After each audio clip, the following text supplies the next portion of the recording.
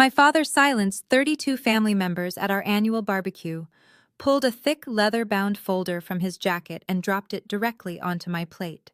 It was a formal, itemized invoice for $512,340. At the bottom, in his jagged handwriting, it read, "I wasted my life raising you, now pay it back." He expected me to cry and beg for forgiveness in front of everyone. Instead, I pulled out my phone and sent a single photograph to the family group chat. By midnight, our entire family had blocked him, and the police were knocking on his door. But it was what my 82-year-old grandmother did next that truly destroyed him. My name is Caroline, and I am 35 years old. Before I tell you exactly what was in that photo, let me know where you are watching from in the comments below. If you have ever been the scapegoat in your own family, please hit the like button and subscribe. You are going to want to hear how I finally got my revenge. It was exactly 2 in the afternoon on a sweltering Sunday when I pulled my car into the long paved driveway of my parents' pristine suburban home. The June heat was oppressive, making the air shimmer above the perfectly manicured lawn that my father Richard obsessed over. It was Father's Day, an annual mandatory attendance event for our family. 32 relatives were already gathered in the sprawling backyard, holding cold drinks and laughing under the shade of massive oak trees. The smell of expensive grilled meats and heavy cologne hung in the thick air. I sat in my car for a full minute, gripping the steering wheel, mentally preparing myself for the emotional toll this afternoon would take. At 35, I had built a highly successful career as a forensic accountant. I spent my days untangling complex financial webs, tracking hidden assets, and exposing corporate fraud. I was respected, independent, and wealthy in my own right. But the moment I stepped onto my parents' property, none of that mattered. In this house, I was just Caroline, the difficult daughter, the disappointment, the permanent family scapegoat. I grabbed the expensive bottle of bourbon I bought as a gift and made my way through the side gate. The chatter died down slightly as I walked onto the patio. My mother Nancy was the first to intercept me. She wore a pristine white summer dress holding a glass of chilled white wine. Instead of a hug, her eyes immediately darted up and down my outfit, her lips pursing in that familiar gesture of disapproval. "You wore that, Caroline," she said, her voice dropping to a loud whisper that carried to the nearby tables. "I told you everyone was dressing up this year. Your sister has been here since 10 helping me set up. You could have at least tried to look presentable for your father." I bit my tongue, refusing to give her the reaction she wanted. I smiled politely, handed her the bourbon, and walked past her toward the drink cooler. Across the yard, holding court by the pool, was my younger sister Madison. At 32, Madison was the undeniable golden child. She was draped in a silk designer sundress that cost more than my first car, laughing loudly at her own jokes. Standing slightly behind her, holding her plate and looking utterly exhausted, was her husband Terrence. Terrence was a hard-working pediatric nurse, a genuinely good African-American man who always looked like he was suffocating under the weight of my family's toxic dynamics. We exchanged a brief, sympathetic glance. He knew exactly what it was like to be an outsider in this family. Sitting quietly in a wicker chair near the edge of the patio was my Grandma Ruth. At 82 years old, everyone assumed her mind was fading. My parents treated her like a piece of antique furniture, speaking loudly and slowly to her as if she were a toddler. But as I walked by, her eyes tracked me sharp and alert. I gave her a small smile, and she gave me an imperceptible nod. I grabbed a bottle of water and found an empty seat at the far end of one of the long picnic tables. I just wanted to get through the meal, endure the passive-aggressive comments, and go back to my quiet, peaceful life. I had learned long ago that surviving my family meant making myself as invisible as possible. But my father had other plans. Richard stood at the head of the main table. He was a tall, imposing man who commanded attention and demanded absolute loyalty. He tapped a silver fork against his glass. The sharp, high-pitched ringing sliced through the heavy summer air. The 32 aunts, uncles, and cousins immediately fell silent, turning their attention to the patriarch. "Thank you all for being here today," My father boomed, his voice carrying an undeniable arrogance. Father's Day is a time to reflect on the sacrifices a man makes for his family. The blood, the sweat, the financial burden of raising children and preparing them for the real world. A murmur of polite agreement rippled through the crowd. My mother beamed at him. Madison leaned her head on Terrence's shoulder, looking picture perfect. I kept my eyes on my paper plate, hoping he would just finish his self-congratulatory speech so we could eat. Most parents do this willingly. He continued, his tone suddenly shifting, growing colder and sharper. We give everything to our children, but sometimes that investment yields no return. Sometimes you pour your heart and your wallet into a child only to be met with constant disrespect, defiance, and a total lack of gratitude. The atmosphere in the backyard shifted instantly. The polite smiles froze. People shifted uncomfortably in their lawn chairs. I felt the hair on the back of my neck stand up. My father stepped away from his spot at the head of the table and began walking slowly toward where I was sitting. The entire party parted for him like the Red Sea. He reached inside the breast pocket of his tailored summer jacket and pulled out a thick, heavy document bound in a black leather cover. He stopped right next to my chair. I looked up at him, my heart hammering against my ribs, but I kept my face completely blank. I refused to show fear. He looked down at me with a smirk that was equal parts smug and cruel. Then, with a theatrical flick of his wrist, he dropped the heavy folder. It landed with a loud smack directly onto my plate, crushing the food and splashing sauce onto the table. "What is this?" I asked, my voice steady, despite the adrenaline flooding my veins. "That, Caroline, is your final notice," he said loudly, ensuring every single person in the yard could hear him. "It is an itemized invoice. Every dollar I wasted raising you, clothing you, and tolerating your miserable attitude. The total comes out to $512,340, and I expect payment in full." The backyard went dead silent. The only sound was the hum of the pool filter and the buzzing of a cicada in the trees. 32 pairs of eyes burned into me. My uncles stared with open mouths. My aunts covered their faces, pretending to be shocked, but secretly leaning in for the drama. I stared at the heavy linen paper sticking out of the black binder. I could see the spreadsheet grids, the columns of numbers, the meticulously typed descriptions. It was completely absurd. It was deeply unhinged. But looking at my father's face, I realized he was dead serious. He had actually sat down and calculated a price tag for my existence simply because I refused to worship him the way Madison did. He stood towering over me, his chest puffed out, waiting for the breakdown. He wanted me to cry. He wanted me to yell, to make a scene, to run out of the yard in tears, so he could play the victim and tell everyone how unstable I was. He wanted to break me in front of our entire extended family to prove his absolute power. But he forgot one crucial detail. He forgot what I do for a living. I am a forensic accountant. I do not cry over numbers. I investigate them. And as I sat there looking at his ridiculous fake invoice, I felt the cold, hard weight of the real documents hidden in my purse. The documents that proved he was the one who owed a massive, unforgivable debt. The documents that were about to tear this entire family apart. My father was not satisfied with just handing me the bill. He wanted a performance. He wanted the entire family to witness my utter degradation. He snatched the black binder right back off my plate, wiping a smear of barbecue sauce from the leather cover with a disgusted sigh. He flipped it open to the first page and cleared his throat loudly. "Let me break it down for you, Caroline," he announced, his voice dripping with condescension. "Just in case your math skills are lacking today. I want everyone here to understand exactly the kind of financial burden you have been on this family." He began reading down the spreadsheet.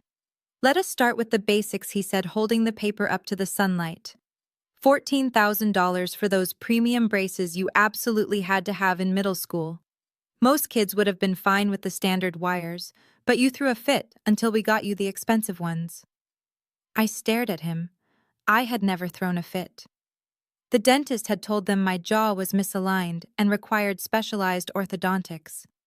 But facts did not matter in my father's narrative. Then we have $65,000 for your out-of-state college tuition, he continued, his voice rising. You could have gone to the state school 15 minutes away like a normal child. You could have lived at home. But no, you had to run off to Pennsylvania just to spite us. You treated our bank account like a bottomless pit. He paused, letting the numbers hang in the humid air. And finally, the most important line item of all, $150,000. That is the conservative estimate for the emotional distress you caused your mother and me. 2 decades of your rebellious attitude, your constant need to be different, and your total lack of respect for our authority. You drained us, Caroline. You drained us dry. A few uncomfortable chuckles broke the silence. I looked over at my mother, Nancy. She was swirling a glass of chilled Chardonnay, leaning back in her patio chair with a relaxed, amused smile.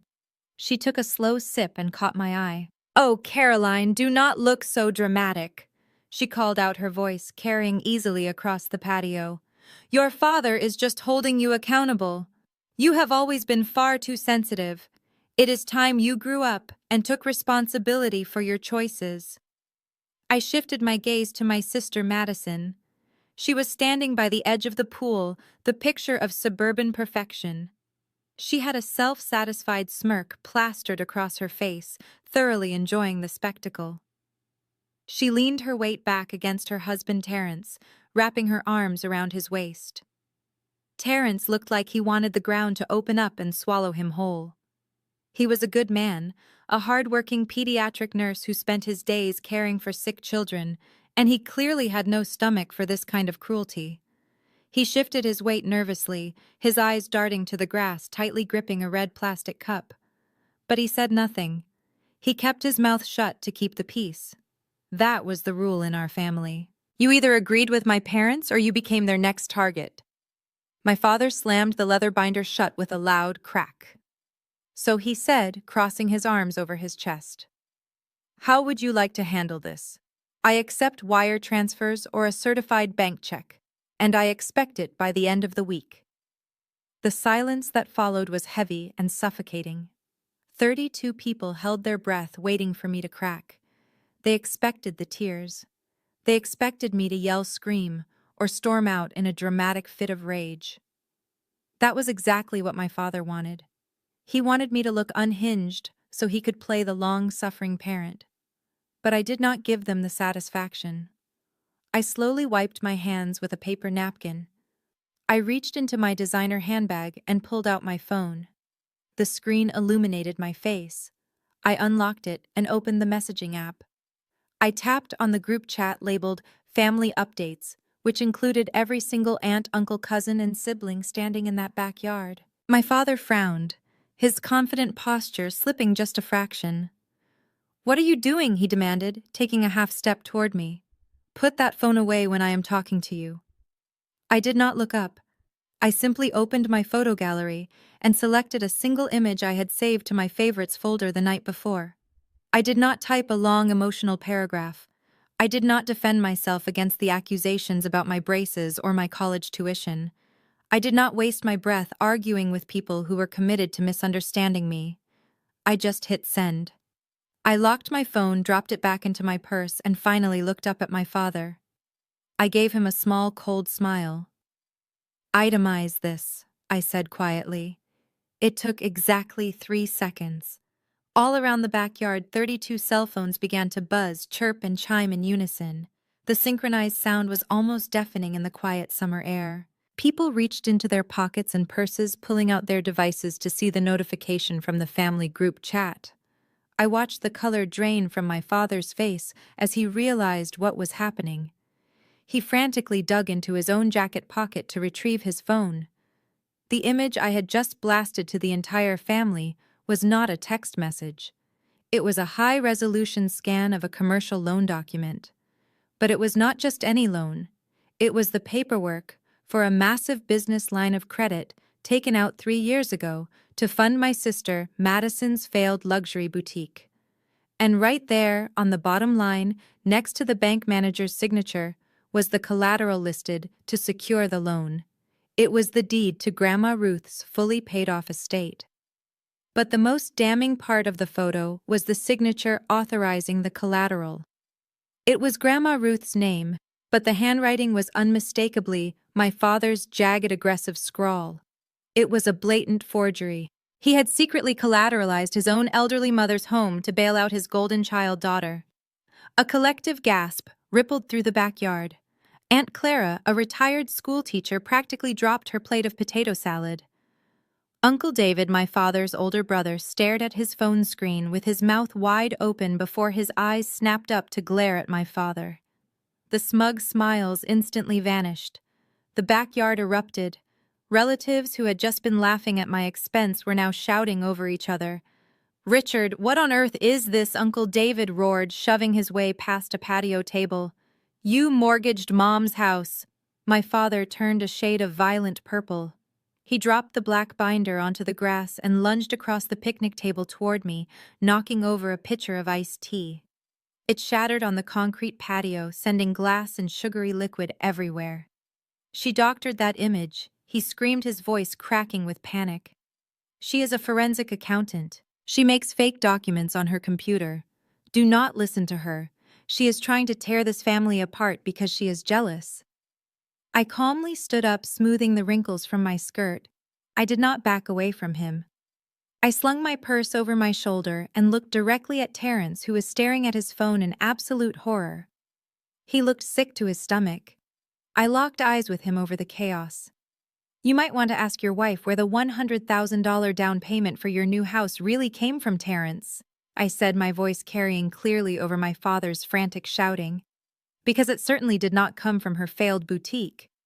Madison's face went chalk white. She reached for Terrence, but he physically recoiled from her, stepping backward until his back hit the pool fence. I did not stay to watch the rest of the carnage. I turned my back on the screaming relatives, the shattered glass, and my father's desperate lies. I walked down the driveway, my heels clicking sharply against the pavement, climbed into my car, and drove away without looking back. The drive home was eerily quiet inside my car, but my phone was exploding on the passenger seat. Notifications lit up the screen non-stop.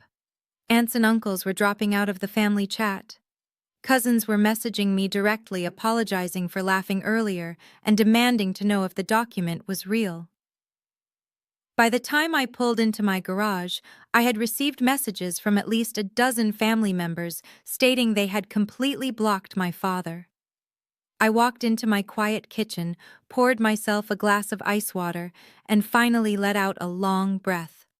I thought the worst of it was over. I thought exposing the truth would force them to back down, but I underestimated the depths of my parents' desperation to protect their image. At exactly 1:45, my phone buzzed one last time. It was a text message from my mother, Nancy. It was not an apology. It was a declaration of war. "You made a huge mistake," she wrote. "We are picking up Grandma Ruth in the morning and taking her straight to the lawyer's office to sign everything over to us permanently. You are going to lose everything, you ungrateful wretch. Expect the police at your door." I stared at the text message from my mother glowing in the dark of my kitchen. Expect the police at your door. I thought it was an empty threat, a desperate scare tactic from a woman who had just watched her perfect suburban facade crumble into pieces. I turned off my phone, went upstairs, and tried to sleep. At 6:30 the next morning, a sharp and aggressive pounding on my front door startled me awake. I threw on my robe, walked downstairs, and looked through the peephole. 2 uniformed police officers were standing on my porch. My father and Madison had actually done it. They were trying to strike first. I opened the door. My heart was pounding heavily against my ribs, but I kept my face completely blank. The older officer asked if my name was Caroline. I nodded. He then informed me that they had received a credible report of elder financial abuse. My father had called them in a fabricated panic, claiming I had stolen my grandmother's financial records. He told the police I hacked into her bank accounts and was actively trying to drain her life savings. He even had the audacity to tell them I forged loan documents to frame him, all to cover my own tracks. I did not yell. I did not cry. I calmly invited the officers inside, and led them to my home office. I retrieved my professional credentials and handed them over. I am a certified forensic accountant, I told them smoothly. I investigate financial fraud for a living. I then pulled up the high-resolution scan of the commercial loan document on my computer monitor. I pointed out the date, the notary stamp, and the blatant inconsistencies in my grandmother's signature. I explained step by step how I had uncovered my father's embezzlement and that his police report was a malicious retaliatory strike to silence me. The officers scrutinized the document. They realized very quickly that they were being used as pawns in a messy family cover-up. The older officer apologized for the early disturbance, took down my statement, and advised me to contact a lawyer immediately. Before walking out the door, the younger officer shook his head and muttered that filing a false police report was a serious crime. I thanked them, locked the door, and let out a long breath. I got dressed in my sharpest navy blue suit and drove to my firm in the city. I desperately needed the distraction of work. But my father was unraveling much faster than I anticipated. He was running out of time, and desperate men do incredibly reckless things. At 10 o'clock in the morning, I was stepping off the elevator into the glass-walled lobby of my accounting firm when I heard the shouting. My father was pacing frantically in front of the reception desk. His face was bright red, his tie was pulled loose, and he was waving a thick manila envelope at the terrified young receptionist. When he saw me, he charged forward like an angry bull. "Caroline," he bellowed, his voice echoing loudly off the polished marble floors. Everyone in the lobby, including 3 senior partners and several clients, turned to stare. He shoved the manila envelope roughly against my chest. "It is a cease and desist letter," he shouted. "You are legally barred from contacting the bank, contacting my mother, or spreading your fabricated lies about my business." I did not flinch. I let the envelope fall to the floor. "Dad, you need to leave right now," I said, keeping my voice low and dangerously calm. "You are embarrassing yourself." "Embarrassing myself," he laughed wildly, a sound completely devoid of humor. "You are the embarrassment. You have always been insanely jealous of your sister.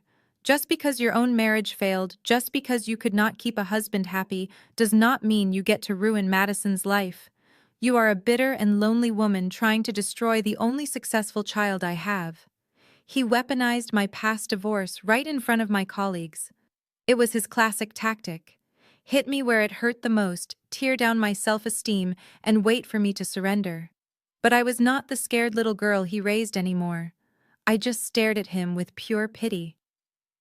My boss, a no-nonsense managing partner named Mr. Harrison, stepped out of his corner office. He looked at my father with utter disdain. "Sir," Mr. Harrison said sharply, cutting through the tension, "I do not know who you are, but you have exactly 10 seconds to leave this building before I have security physically drag you out to the street and press criminal trespassing charges."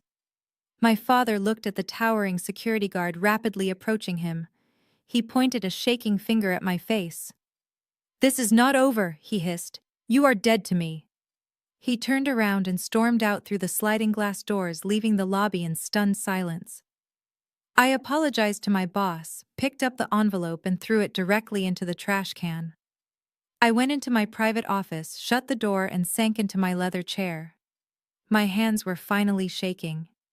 I had survived the morning, but the day was far from over. At 1 in the afternoon, my cell phone rang. It was an unknown number, but the caller ID indicated it was coming from the local hospital. I answered cautiously. "Hello? Caroline, it is Terrence." A hushed, frantic voice whispered on the other end. He was calling on his lunch break from the pediatric ward. "Terrence," I said, leaning forward in my chair. "Are you okay?" "No," he said, his breath hitching. "I am not okay. I confronted Madison last night after we left the barbecue. She lied to me, Caroline. She lied about the boutique. She lied about our mortgage. She lied about everything. She knew your father forged that document. They used your grandmother's house to pay off her massive credit card debts." I closed my eyes, feeling a deep pang of sympathy for him. "I am so sorry, Terrence. I did not want to blow up your life, but I could not let him get away with it anymore." You did the right thing, he whispered urgently. But you need to listen to me right now. I just overheard Madison screaming on the phone with your father. Richard is panicking because his lawyer warned him that if the bank audits the loan, he goes straight to federal prison. They are making a move today. What do you mean? I asked, the blood suddenly turning to ice in my veins. Richard just picked up Grandma Ruth. Terrence said, his voice trembling with disbelief. He forced her into his car. They are driving to his lawyer's office right now to make her sign an emergency power of attorney. They are going to declare her mentally incompetent, take total control of her estate, and liquidate her assets to cover the fraud before the bank catches on. Madison is heading to your grandmother's condo right now to clear out her safe and steal her valuables. You have to stop them. I hung up the phone, grabbed my car keys, and sprinted out of the office. The real war had just begun. I did not wait for the elevator. I pushed through the heavy fire doors and sprinted down 3 flights of stairs to the parking garage. My mind was racing faster than my heart. My father was desperate, cornered by his own financial crimes, and now he was dragging my 82-year-old grandmother into his mess to save himself.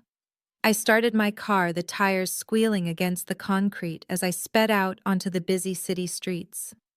The drive to Grandma Ruth's assisted living complex usually took 40 minutes in afternoon traffic. I made it in 20.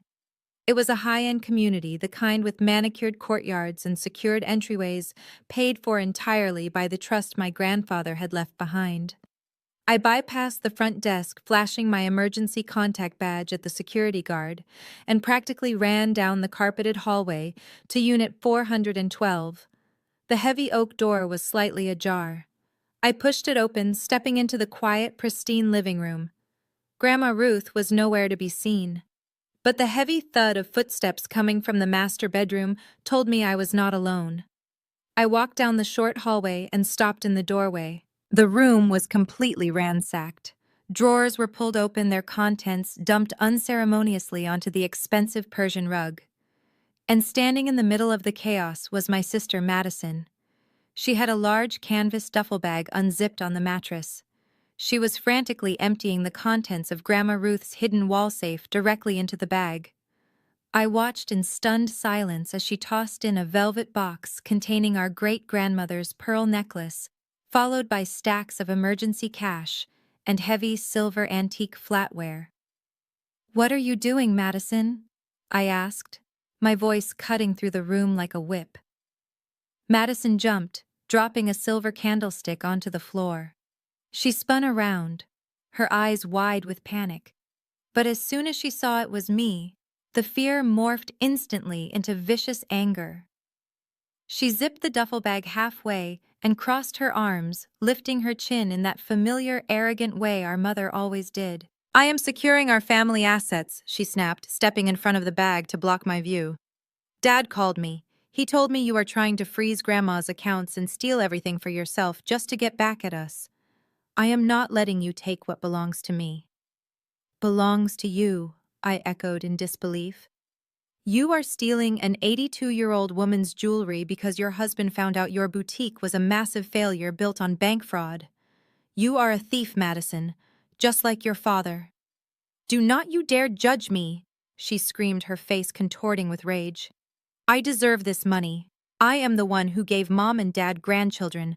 I am the one who stayed close to home, who hosted the holidays, who kept this family looking perfect. You are just a bitter, barren workaholic who could not even keep a marriage together. You have no children. You have no legacy. You do not need this money, Caroline. I have a lifestyle to maintain." She hit every single insecurity she thought I still had, weaponizing my past divorce and my lack of children just to justify her own greed. But her words did not hurt me anymore. They just made me realize how pathetic she truly was. "Put the bag down," I said quietly, taking a step into the room. Before Madison could open her mouth to scream at me again, the front door of the condo clicked open. Heavy, exhausted footsteps walked down the hall. Terrence appeared behind me in the doorway. He was still wearing his blue hospital scrubs, out of breath, his face slick with sweat. He had clearly driven straight from the hospital after calling me. Terrence looked at the ransacked room. He looked at the open wall safe. Then he looked at the duffel bag stuffed with antique silver and jewelry on the bed behind his wife. The silence that fell over the room was absolute. It was the heavy, suffocating silence of a life completely falling apart. Terence Madison gasped, her arrogant facade crumbling in a single second. Her hands began to shake. "Baby, what are you doing here? You are supposed to be at work." Terence did not answer her right away. He walked slowly past me, his eyes locked on the stolen jewelry spilling out of the canvas bag. He reached out, picking up the velvet box holding the pearl necklace. He stared at it, his expression completely hollowed out. He was a man who spent 12 hours a day saving sick children, only to come home to a woman who would rob her own elderly grandmother blind just to keep up appearances at the country club. "I was trying to protect it," Madison babbled, tears streaming down her face as she reached out to touch his arm. "Caroline is trying to steal the estate. Dad told me to come get the valuables. Terence, please look at me."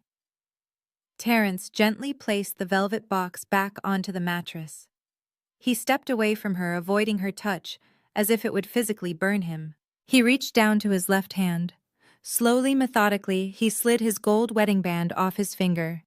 "No," Madison whispered, her voice cracking. "Terence, stop, please." He placed the gold ring squarely on top of the wooden dresser. He looked at her, his eyes entirely empty of the love he used to have for her. "I am done, Madison," he said, his voice terrifyingly calm. "I am filing for divorce first thing in the morning. I am taking the kids to my sister's house tonight. Do not bother coming home. If you try to step foot on the property, I will call the police and tell them exactly what you have in that duffel bag." Terence turned around and walked out of the room. A second later, the front door slammed shut. Madison let out an agonizing, guttural scream and collapsed onto the floor, sobbing hysterically into her hands. Her perfect life, her perfect marriage, her perfect facade had just evaporated in front of her eyes. I did not feel an ounce of pity. I stepped right over her sobbing body and walked over to the adjacent bathroom and the walk-in closet. I was not there for the jewelry. I was there for Grandma Ruth. But as I pulled open the closet doors, my stomach dropped. The racks were completely empty, her winter coats, her daily dresses, her shoes all gone. I ran back into the bedroom, ignoring Madison wailing on the floor, and looked at the bed. The sheets had been stripped. My father had not just forced her into the car. He had packed her things. He had taken her away completely. I scanned the room frantically, looking for any clue of where he might have taken her. That was when I saw it. Propped up against the bedside lamp, written in my father's unmistakable aggressive handwriting, was a piece of hotel stationery. I picked it up. The note was short, cold, and entirely legally threatening. It read, "I have taken my mother somewhere safe from your abuse. See you at the lawyer's office at 9 in the morning tomorrow, Caroline. Bring your checkbook if you do not want to go to jail." I crumpled the note in my fist. My father thought he had won. He thought he had outsmarted me by kidnapping the one person in the family I actually cared about. He thought holding Grandma Ruth hostage would force me to surrender my finances and sign his non-disclosure agreements. He had no idea that Grandma Ruth and I had been planning for this exact moment for 2 entire years. I stood in the empty bedroom of the assisted living condo, holding the crumpled hotel stationery in my fist. My father thought he had delivered the ultimate checkmate. He thought isolating my grandmother would force me into submission. I did not panic. I simply walked out of the condo, got into my car, and drove home. I slept better that night than I had in months. The next morning at exactly 8:45, I walked through the heavy glass doors of a downtown law firm. The brass plaque on the wall read Campbell and Associates. It was the kind of overpriced, intimidating legal office built entirely on mahogany paneling and intimidation tactics. A sharply dressed paralegal escorted me down a long corridor and opened the double doors to their main conference room. The room was freezing. My father Richard sat at the head of the massive conference table. He was wearing a dark tailored suit, looking every bit the ruthless patriarch he believed himself to be. My mother Nancy sat to his right, her posture rigid, her face set in a mask of wounded dignity. and sitting next to her, parked slightly away from the table in a transport wheelchair, was Grandma Ruth. My heart squeezed for a fraction of a second when I looked at her. She was wearing a faded floral cardigan, her chin resting against her chest. She was staring blankly at the far wall, completely unresponsive to the room around her. She looked incredibly frail and entirely lost. If I had not spent the last 2 years secretly meeting with her and her own private legal team, I would have been terrified. She was playing her part flawlessly. Across the table sat a slick-looking man in his late 50s, wearing a suit that was a little too shiny. He introduced himself as Mr. Campbell, my father's attorney. He gestured for me to take the single empty chair opposite them. I sat down and crossed my legs, resting my hands comfortably on my lap. I did not say a word. I let the silence stretch, forcing them to make the first move. My father leaned forward, pressing his hands flat against the polished wood. "I am glad you decided to be reasonable, Caroline," he said, his voice dripping with false magnanimity. He nodded to the lawyer. Mr. Campbell opened a thick manila folder and slid 3 separate documents across the wide table toward me. I looked down at them but did not reach out to touch them. "The first document is a permanent non-disclosure agreement," my father explained, pointing a thick finger at the paper. "It legally bars you from ever discussing my business finances, my loans, or anything regarding my personal assets with anyone in the family or any financial institution." The second document was the newly drafted power of attorney. I could see my father's name printed boldly as the sole executor of Grandma Ruth's entire estate. It granted him immediate and total control over her bank accounts, her property, and her medical decisions. And the third document was the same ridiculous invoice he had dropped on my plate at the barbecue. The bill for $512,340. "This is how this is going to work," my father said, leaning back in his expensive leather chair. "You are going to sign the NDA immediately. You are going to acknowledge the validity of my power of attorney over my mother, as her mental state has clearly deteriorated beyond repair. And you are going to wire the $512,000 to my personal account by the end of the business day." I looked at him, keeping my expression perfectly neutral. "And if I decline?" Mr. Campbell cleared his throat, adjusting his silk tie. "If you decline, Miss Caroline, my client has instructed me to immediately file a civil suit and forward a criminal complaint to the district attorney's office. We have sworn affidavits from your parents stating you have been attempting to manipulate and defraud an elderly woman. We will claim that the documents you sent to your family were fraudulently manufactured by you." My father smiled a cold, victorious smile. "With your background as a forensic accountant, an accusation of financial fraud and elder abuse will trigger an immediate investigation by the state board. You will lose your CPA license. You will lose your career. You will face felony charges. You will be entirely ruined." He was trying to corner me with the very career I had built to escape him. He thought my independence was my weakness because it gave me something to lose. My mother leaned forward, her voice taking on that soft, manipulative tone she always used when she wanted to play the peacemaker. "Caroline, please?" she urged, looking at me with wide, pleading eyes. "Do not make this harder than it has to be. Your sister is devastated. Her marriage is falling apart because of the lies you spread. Just sign the papers, do the Christian thing, and protect your family. We can put all this ugliness behind us and move forward." I looked from my mother to my father and then to the pile of legal threats sitting in front of me. They were so confident.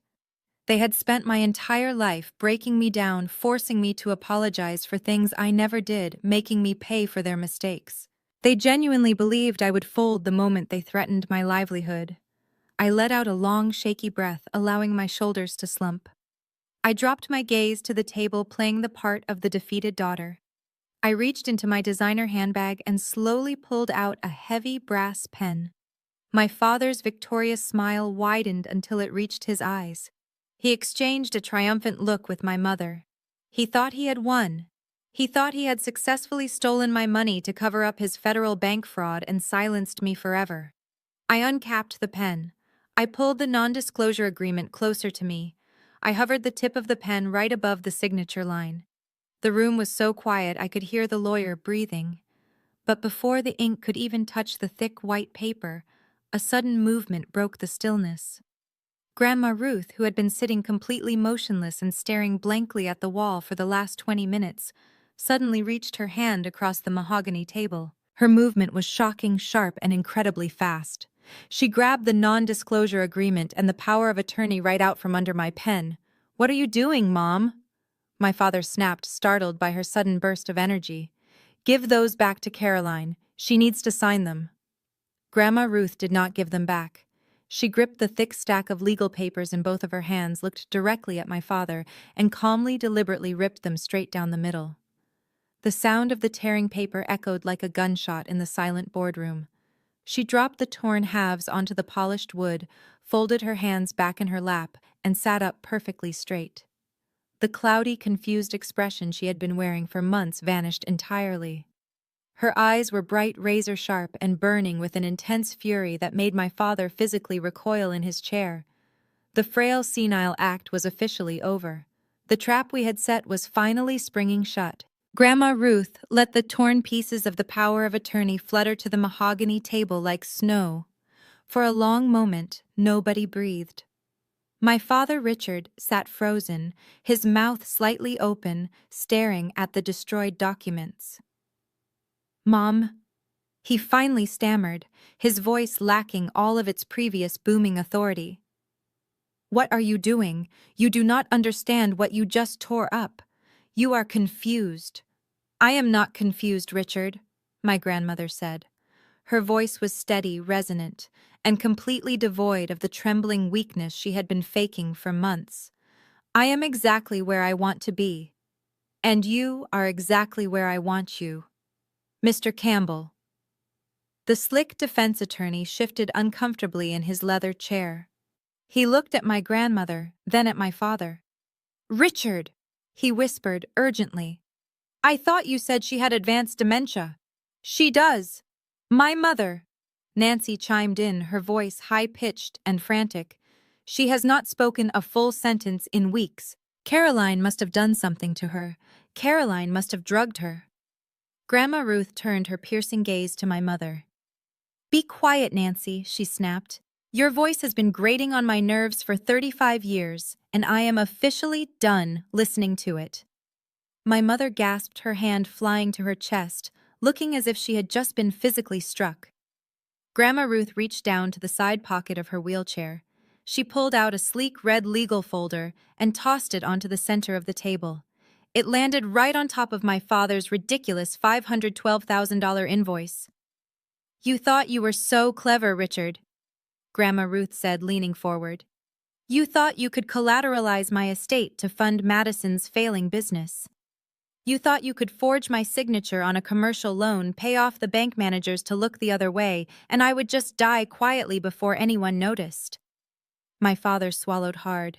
The color completely drained from his face, leaving him a sickly ashen gray. "It is a lie," he choked out, pointing a shaking finger at me.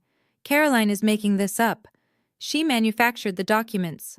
"I did not manufacture anything," I said, finally speaking up. My voice was calm and steady. "I just followed the money. And you left a massive sloppy trail." Grandma Ruth tapped the red folder. "Open it, Mr. Campbell," she commanded. The lawyer hesitated, then reached out and opened the folder.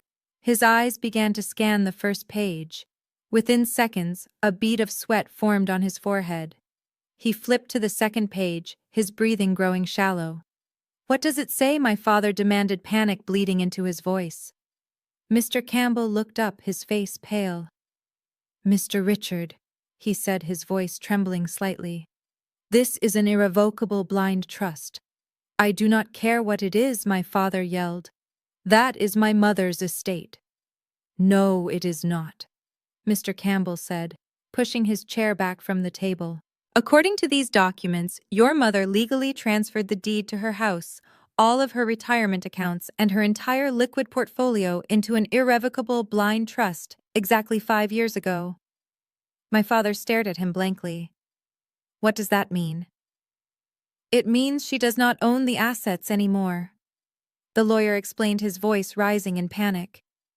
The trust owns them, which means the property you listed as collateral on your commercial loan did not belong to her.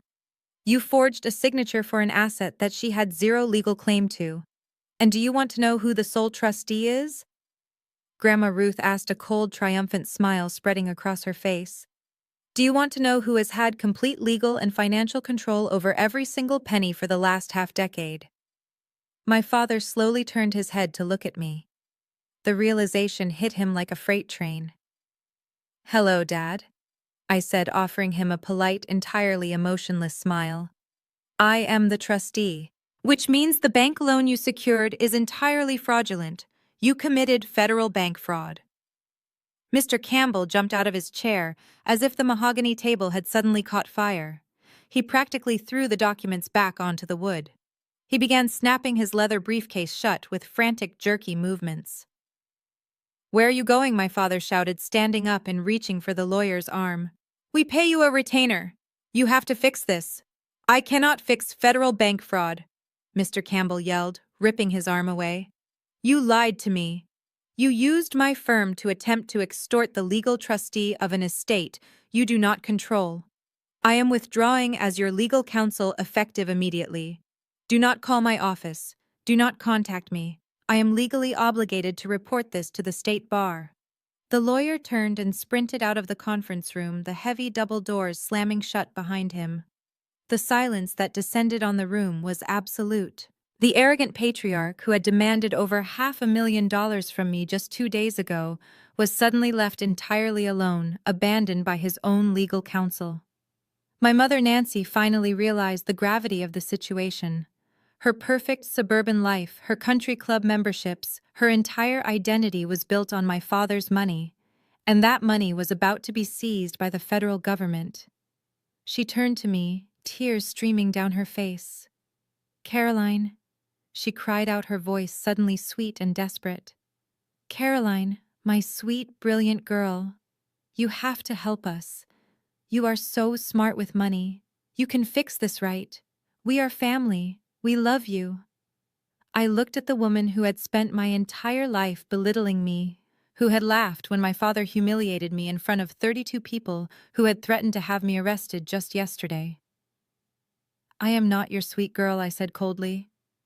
And I am not fixing your mess. But Grandma Ruth was not finished. She reached into her pocket one last time and pulled out a single sheet of paper. She slid it across the table toward my father.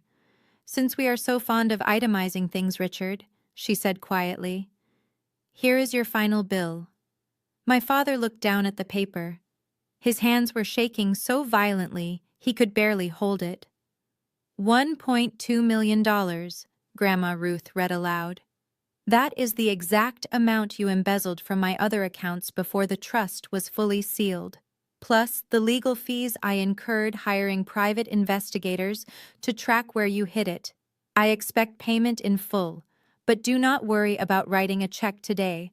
I have already forwarded the entire file, including the forged loan documents, directly to the FBI. My father collapsed into his leather chair.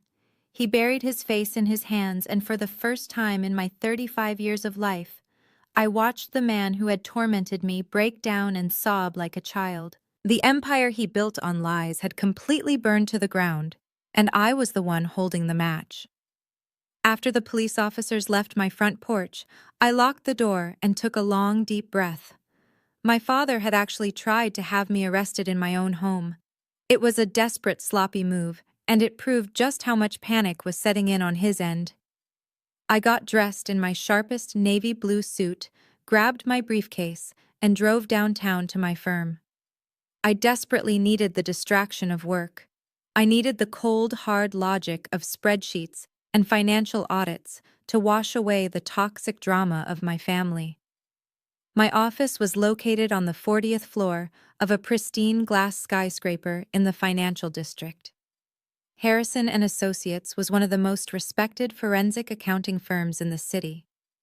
The lobby was a massive, quiet space filled with polished marble floors, sleek leather furniture, and floor-to-ceiling windows overlooking the skyline. It was my sanctuary. It was the one place where I was respected for my intelligence and hard work, completely separate from the scapegoat identity my parents forced onto me. I stepped off the elevator at 10:15 in the morning. I was holding a cup of black coffee and going over a client file in my head. But the moment the heavy steel doors slid open, the illusion of safety shattered. I heard him before I saw him. "Listen to me," a loud, aggressive voice boomed across the quiet marble lobby. "I am not waiting in some chair. I need to see her right now. This is a family emergency and a legal matter." I froze. Standing at the curved mahogany reception desk, jabbing his finger at our terrified young receptionist, was my father. He was wearing a rumpled gray suit. His tie was pulled loose, his face was flushed a deep angry red, and he was sweating profusely. He looked entirely unhinged. Several of my colleagues, including two junior partners and a wealthy client, had stopped in their tracks to stare at the commotion. "Dad!" I said, my voice cutting sharply through the quiet room. He spun around.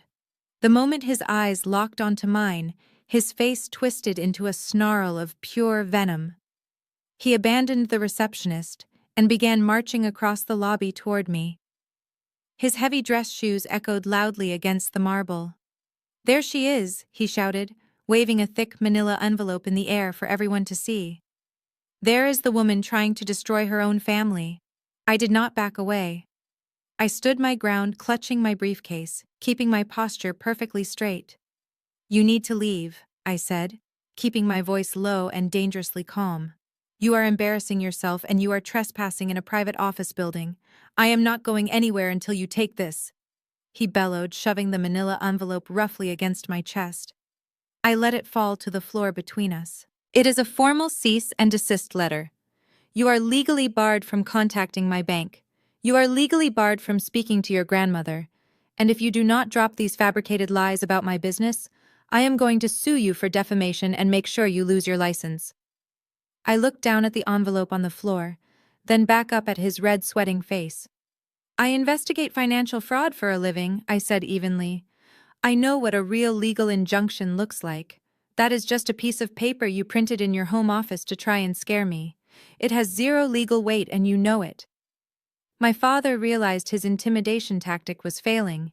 He realized the people in the lobby were not looking at me with suspicion, but looking at him with absolute disgust. He was losing control of the narrative, and when my father lost control, he always went for the lowest, cruelest blow possible. "You think you are so smart?" he sneered, his voice echoing loudly so every single person in the lobby could hear him. "You think sitting in a fancy office makes you better than us? You are 35 years old and completely alone. Just because your own marriage failed, just because you could not keep a husband happy, does not mean you get to ruin Madison's life out of pure jealousy." I felt a sudden sharp sting in my chest.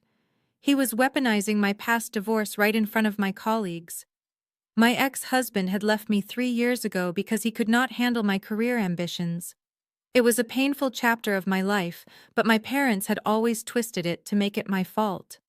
They used it as permanent proof that I was difficult, unlovable, and inferior to Madison, whose marriage to Terrence was always paraded around as the gold standard. He wanted me to break. He wanted me to cry in front of my coworkers to show weakness so he could dominate me.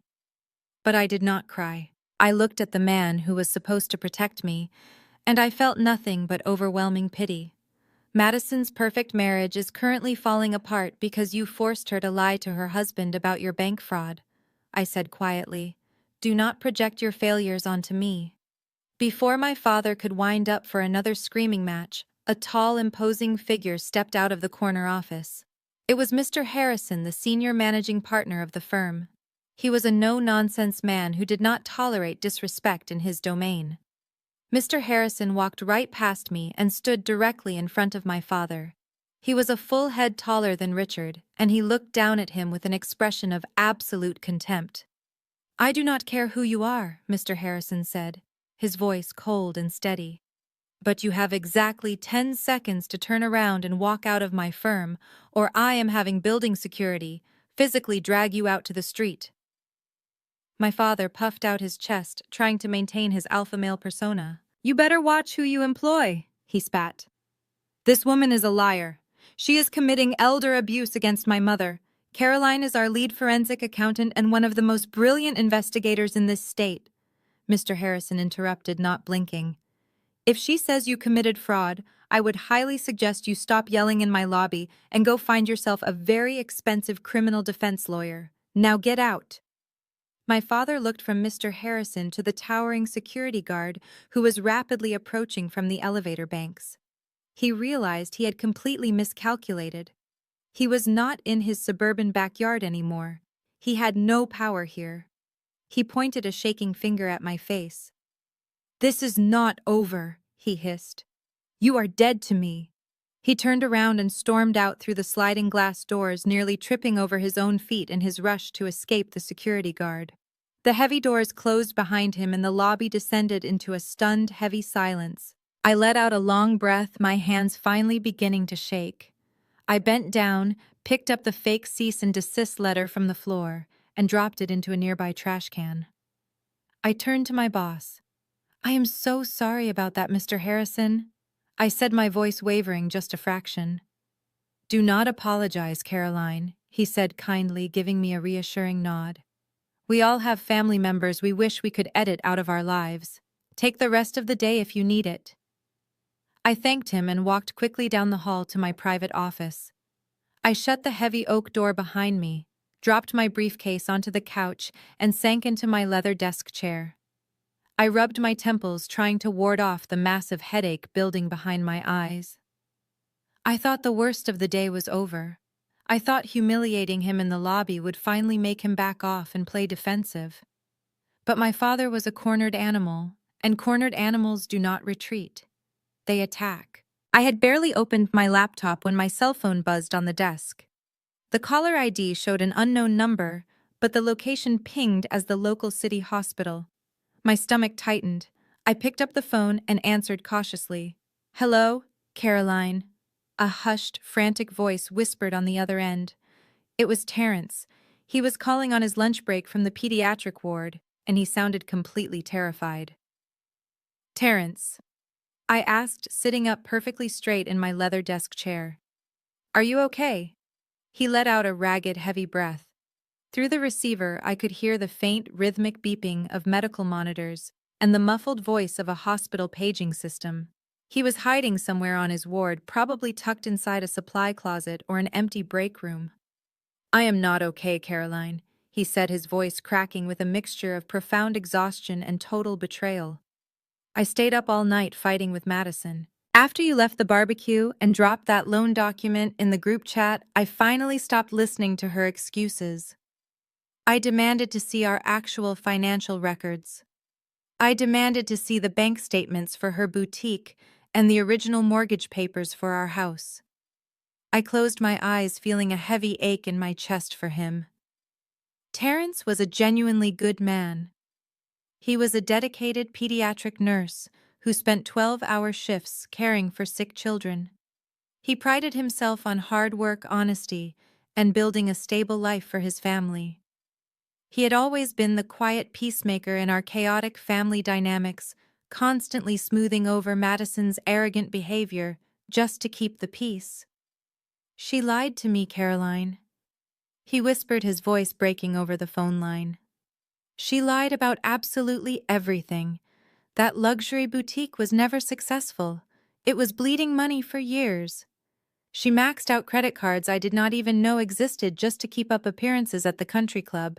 And that huge down payment for our house, she told me it was an early inheritance from your father. She swore it was clean money. She let me believe we earned that house.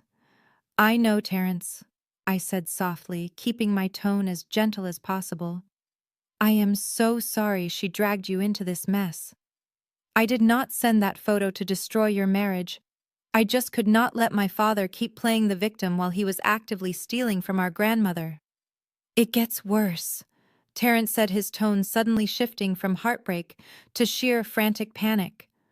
I came to work today just to get away from her. I told her I needed space to think about whether I even wanted to stay in this marriage. But I forgot my security badge in my truck, so I drove back to our house on my lunch break to grab it. When I walked through the front door, she did not hear me come in. She was screaming on the phone with your father. My posture instantly stiffened. My forensic accounting brain snapped into high gear, pushing the family drama aside and focusing entirely on the logistics of financial crime. "What did you hear?" I demanded. "Your father is completely losing his mind." Terrence rushed out, the words tumbling over each other. "He told Madison that his intimidation tactic at your office completely failed.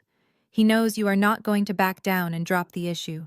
His defense lawyer told him that if you contact the bank and trigger an audit of that commercial loan, he will go straight to federal prison for bank fraud. He is completely out of time, Caroline. Desperation is making him reckless." "What is he doing?" I asked, the blood in my veins turning to ice. "He just picked up Grandma Ruth." Terrence said, his voice trembling with disbelief. "He drove to her assisted living complex and forced her into his car. Madison said he was taking her to a different lawyer's office across town, a sleazy guy who specializes in aggressive estate takeovers." My stomach dropped, hitting the floor. "Why?" "Because they are going to declare her mentally incompetent," Terrence explained, panic bleeding into every word. "Richard is forcing her to sign an emergency power of attorney.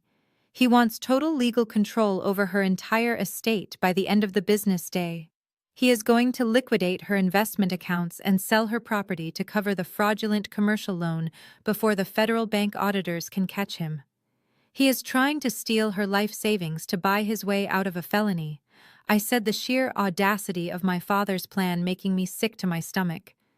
He was crossing the line from white-collar financial fraud into physical elder abuse and kidnapping. "Yes," Terrence breathed heavily. "And Madison is helping him. She was packing a canvas duffel bag while she was on the phone. Richard told her to drive to your grandmother's condo right now and clear out the hidden wall safe. He wants all the antique silver, the heirloom jewelry, and the emergency cash before you can file a legal injunction to freeze the estate. She is heading there right now, Caroline. She is going to rob her own grandmother." The puzzle pieces snapped together perfectly in my mind. My father was executing a scorched earth strategy. He did not care who he destroyed or what laws he broke as long as he protected his own image and kept himself out of a federal penitentiary. He thought holding Grandma Ruth hostage would force me to surrender my finances and sign his non-disclosure agreements. He thought I would prioritize her physical safety over the money. "Terrence, listen to me very carefully," I said, keeping my voice entirely steady and authoritative. "Do not go back to that house tonight. Do not confront Madison again. You need to protect yourself and your children. Call a divorce attorney right now and tell them your wife is actively participating in the liquidation of stolen assets. You need to legally insulate yourself from the financial fallout before the FBI gets involved." Terrence let out a shaky sob of relief. He just needed someone to tell him it was okay to walk away from the toxic nightmare my family had trapped him in. "Thank you, Caroline," he whispered. "Please go stop them." "I will, I promised." I hung up the phone. There was no time to call the police. If I tried to explain the complex web of financial fraud, forged trust documents, and emergency estate laws to a random patrol officer, my sister would have already cleared out the safe and vanished. I had to intercept her myself. I grabbed my car keys off my desk. I did not bother grabbing my coat or my briefcase.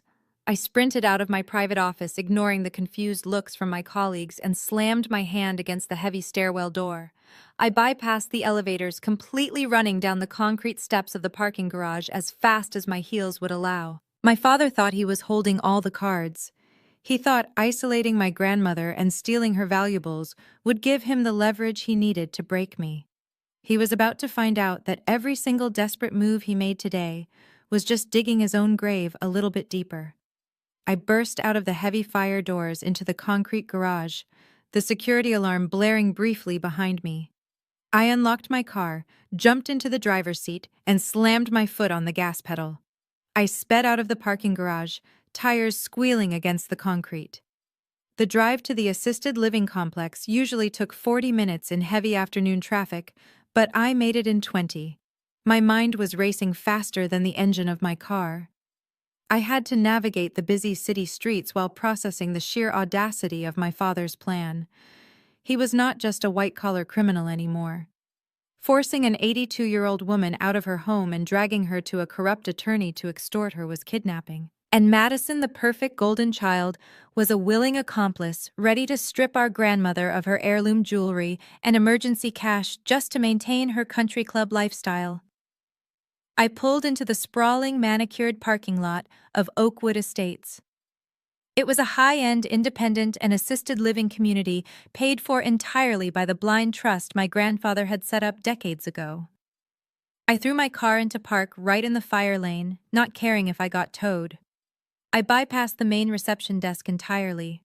The elderly concierge called out to me, but I flashed my emergency contact badge and kept walking at a brisk, determined pace. I knew exactly where Unit 412 was. I took the stairs two at a time, my heels clicking sharply against the quiet, carpeted hallways. The atmosphere in the building was peaceful, smelling of lavender and fresh linen, a stark contrast to the violent family crisis unfolding inside. I reached the heavy oak door of Unit 412. It was slightly ajar. My father and Madison had been in such a frantic rush they had not even bothered to pull it shut behind them. I did not knock. I planted my foot against the wood and kicked it hard. The door flew open, slamming against the interior drywall with a loud crack. I stepped into the pristine living room. The afternoon sun was streaming through the sheer curtains, illuminating the dust motes dancing in the air. Grandma Ruth was not sitting in her usual floral armchair. Her knitting basket had been knocked over, balls of yarn rolling across the hardwood floor. The quiet hum of the refrigerator was the only normal sound left in the space. But coming from the back hallway, I heard the distinct heavy thud of footsteps and the frantic scraping of metal against metal. I walked down the short corridor and stopped dead in the doorway of the master bedroom. The room had been completely ransacked. Drawers were pulled out of the antique mahogany dresser, their contents dumped unceremoniously onto the expensive Persian rug. The painting that usually hung above the bed had been shoved aside, revealing the hidden wall safe. The heavy metal door was swung wide open. Standing right in the middle of the chaos was my sister Madison. She was wearing expensive designer activewear, looking completely out of place amidst the destruction she was causing. A large dark canvas duffel bag was unzipped on the mattress. As I watched, she reached into the safe, pulled out a velvet box containing our great-grandmother's pearl necklace, and shoved it carelessly into the bag. She followed it with stacks of emergency cash wrapped in rubber bands and pieces of heavy antique silver flatware. "What are you doing, Madison?" I asked. My voice was not loud, but it cut through the room like a physical blow. Madison jumped violently. She dropped a silver candlestick. It hit the hardwood floor with a heavy clatter. She spun around, her eyes wide with panic. Her blonde hair was messy and her face was flushed. But the moment she saw it was me, the fear in her eyes morphed instantly into vicious, defensive anger. She lunged toward the bed, positioning her body between me and the duffel bag, as if she could hide the stolen valuables simply by blocking my view. She lifted her chin in that familiar, arrogant way our mother always did. "I am securing our family assets," she snapped, her voice trembling slightly but dripping with venom. "Dad called me from the road. He told me you are trying to freeze Grandma's accounts and steal everything for yourself. He said you fabricated those loan documents to get back at us. I am not letting you take what belongs to me. Belongs to you." I echoed, my voice laced with absolute disbelief.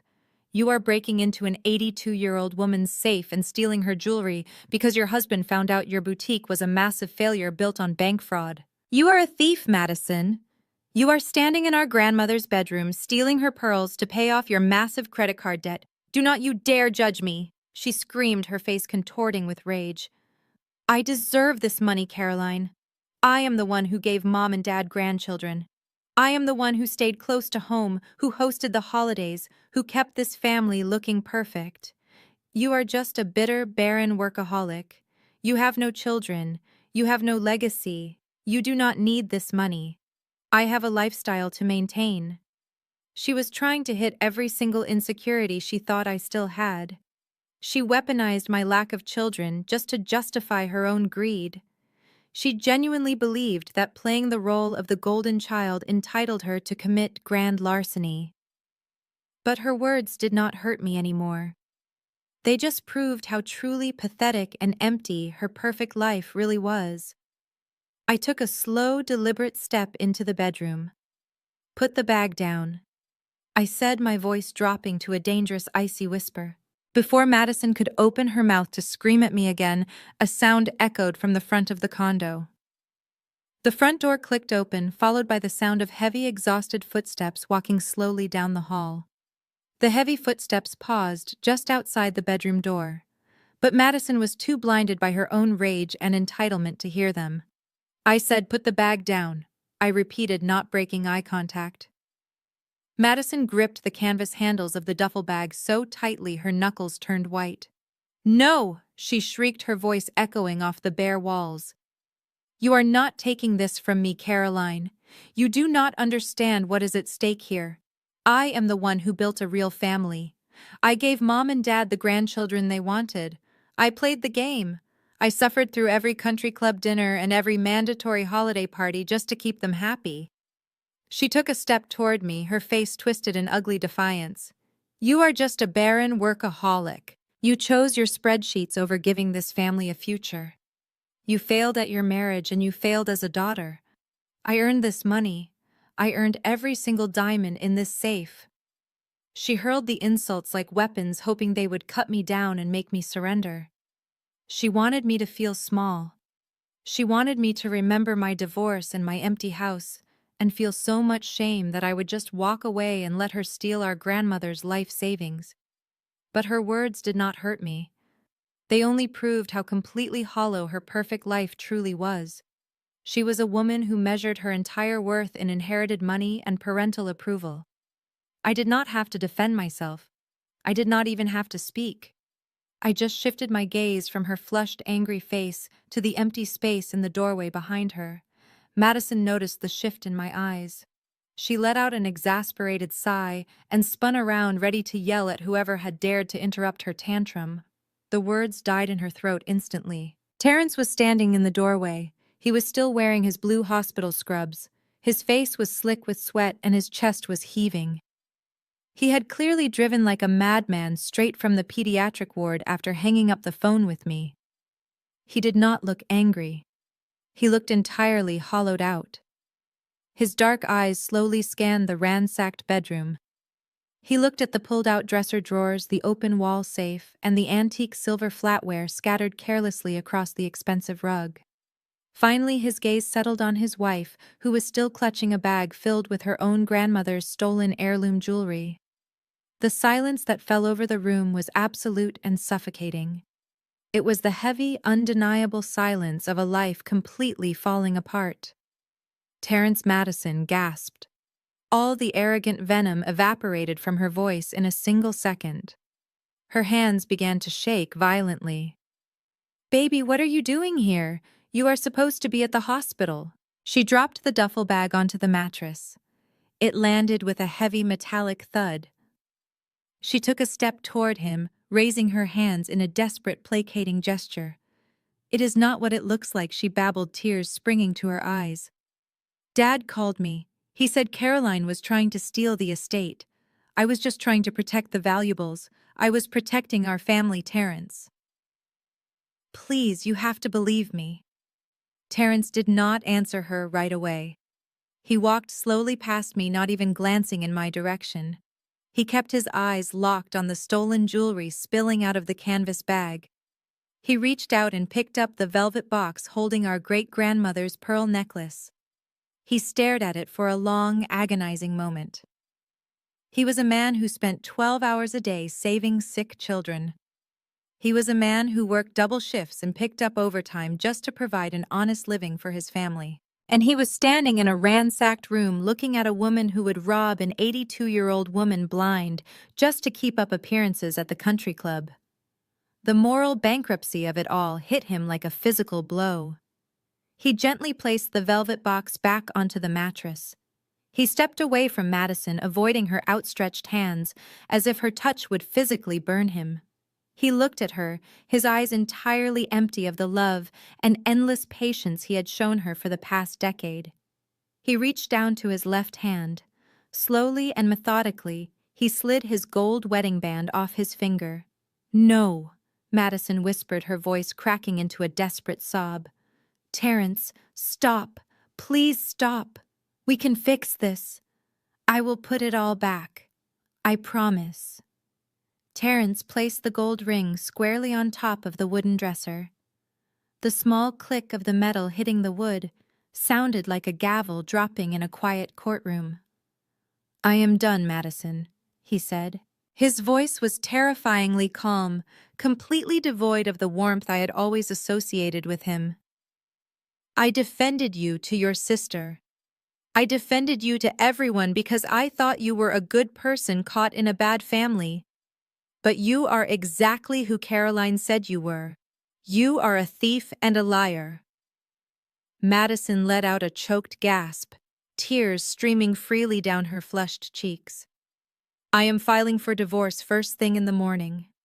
Terrence continued, his voice unwavering. "I am taking the kids to my sister's house tonight. Do not bother coming home. If you try to step foot on the property, I will call the police and tell them exactly what you have in that duffel bag." He turned around and walked out of the room without looking back. A few seconds later, the heavy front door slammed shut, shaking the drywall of the condo. Madison let out an agonizing guttural scream. Her perfect life, her perfect marriage, her perfect country club facade had just evaporated into thin air. Her legs gave out from under her. She collapsed onto the hardwood floor, curling into a tight ball and sobbing hysterically into her hands. I stood there for a moment, watching the golden child of our family finally face the consequences of her own actions.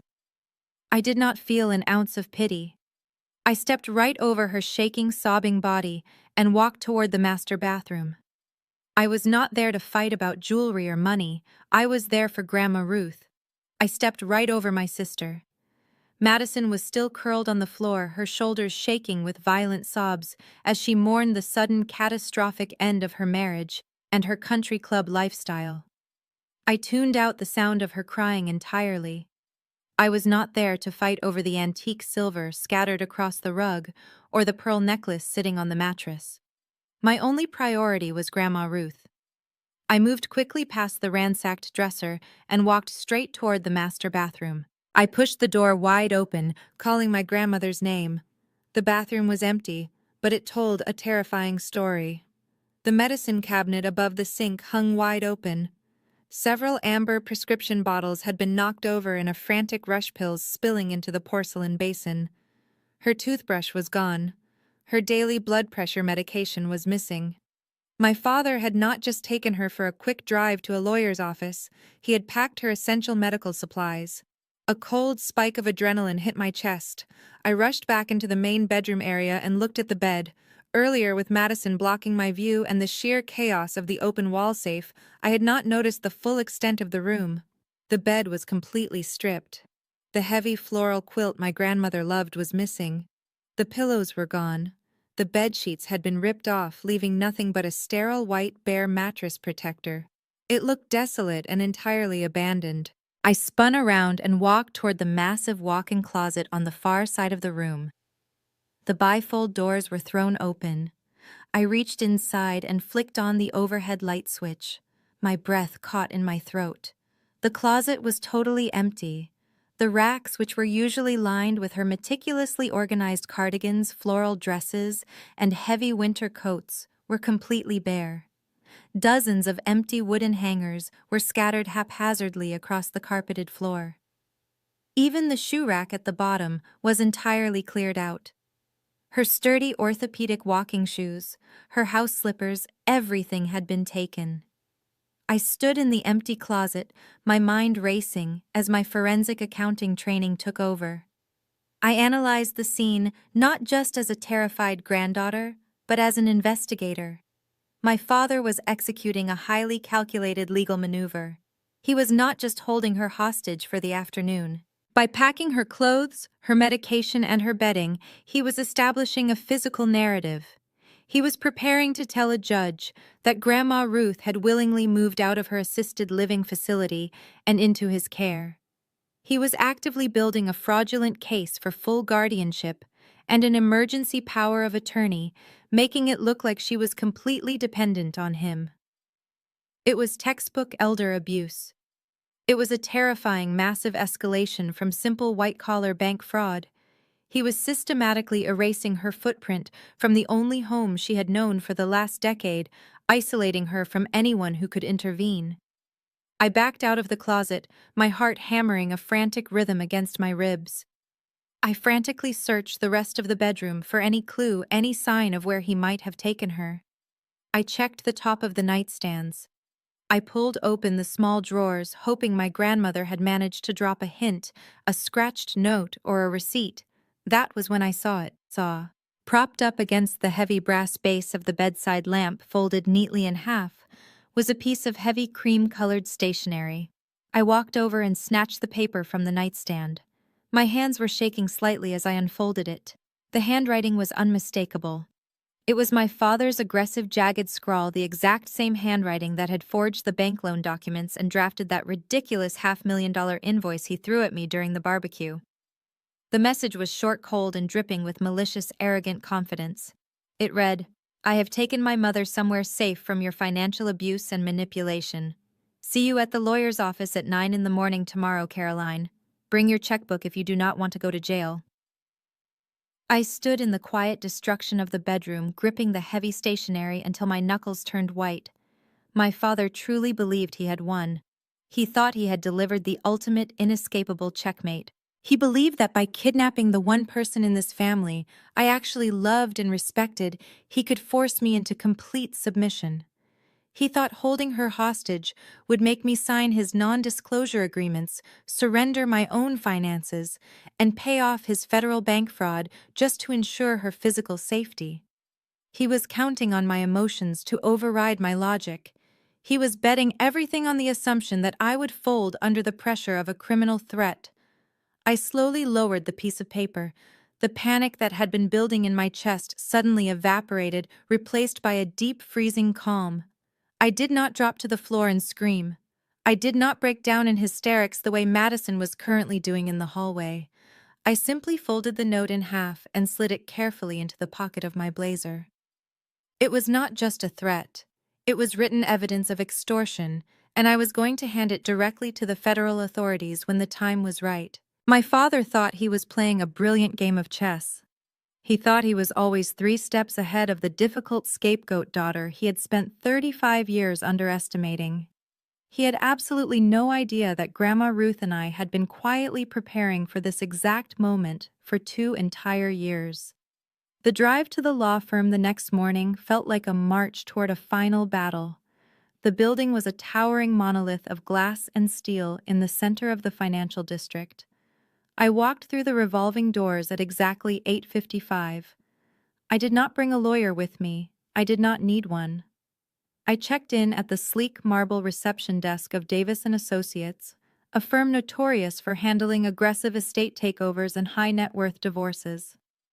A paralegal with a tight professional smile escorted me down a long, sterile corridor. The thick carpet absorbed the sound of my footsteps. She pushed open the heavy double doors of the main conference room and gestured for me to step inside. The room was freezing. It was designed to make visitors feel physically uncomfortable and psychologically small. A massive, polished mahogany table dominated the space, reflecting the harsh, fluorescent lights overhead. Sitting at the far end, flanking the head of the table like twisted royalty, were my parents. My father wore a dark, perfectly tailored suit. He looked incredibly smug, his chest puffed out, his shoulders relaxed. He was completely ignoring the fact that less than 24 hours ago, he was sweating and screaming like a lunatic in my office lobby. He believed he had reclaimed his power. Next to him sat my mother, Nancy. She was wearing a conservative pearl necklace and a somber expression that she had clearly practiced in her bathroom mirror. She wanted to look like the deeply concerned matriarch, desperately trying to hold her broken family together in the face of tragedy. But my eyes immediately bypassed them and landed on the transport wheelchair parked at the edge of the table.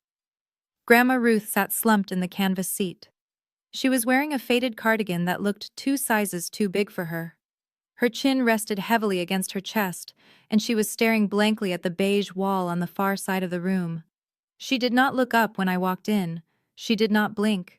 She looked entirely unresponsive, a frail, hollow shadow of the sharp, witty woman I knew. My heart hammered against my ribs, but I forced my face to remain completely neutral. If my father had actually hurt her, if the physical stress of being dragged out of her home had genuinely caused a medical episode, I would make sure he spent the rest of his life in a federal cell.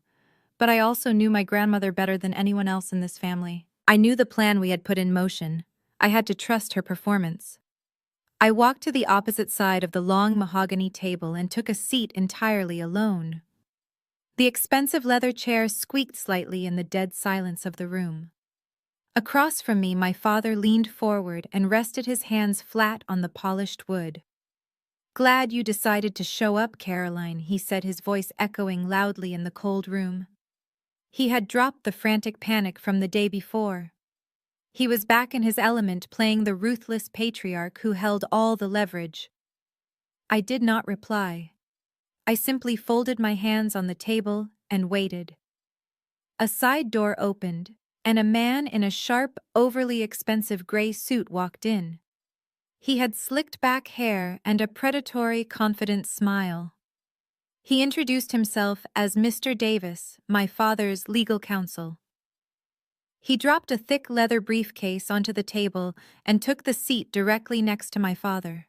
Mr. Davis steepled his fingers and looked at me with a mixture of calculated pity and condescension. "Miss Caroline," he began, his voice smooth and heavily practiced.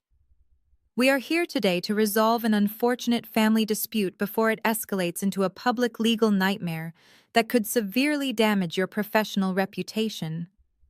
I kept my gaze locked on the lawyer. "What exactly are we resolving?" I asked, keeping my tone perfectly flat. My mother sighed heavily, a dramatic, breathy sound meant to convey deep sorrow. "Caroline, please," she urged, leaning across the table. "Do not make this harder than it already is. Your father is just trying to protect your grandmother. You saw how confused she is. Look at her." She gestured toward Grandma Ruth, speaking about her, as if she were a deaf prop, a piece of broken furniture taking up space in the room. My grandmother did not react. She kept her eyes fixed on the empty wall, her breathing shallow and slow. "She requires full-time professional care," my father added smoothly, picking up the narrative. "Care that she cannot afford if her accounts remain tied up in your frivolous investigations. Her mental decline has been rapid. She needs a legally appointed guardian who has her best interests at heart." I looked at my father. "You kidnapped an 82-year-old woman from her assisted living facility, packed her medication into a canvas bag, and dragged her to a law firm. You call that having her best interests at heart?" Mr. Davis held up a hand, cutting off my father before he could snap back.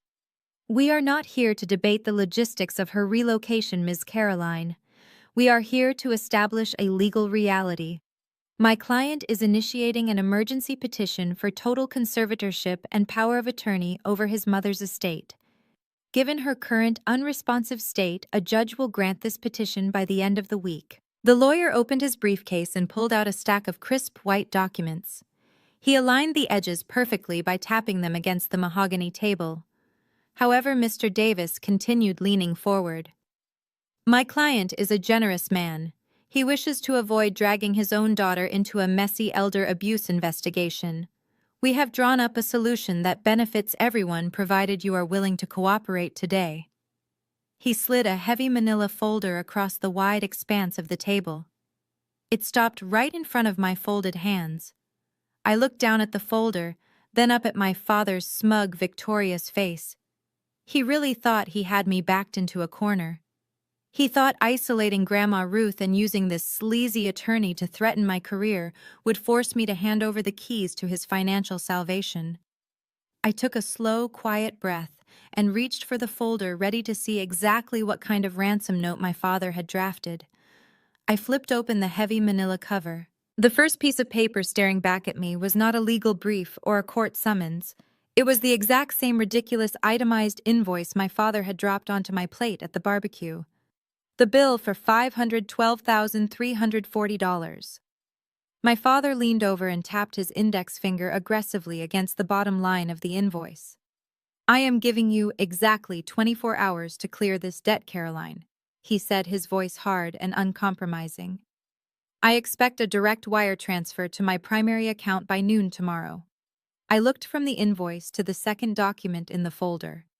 It was a dense, legally binding contract with a bold heading that read, "Non-Disclosure and Settlement Agreement."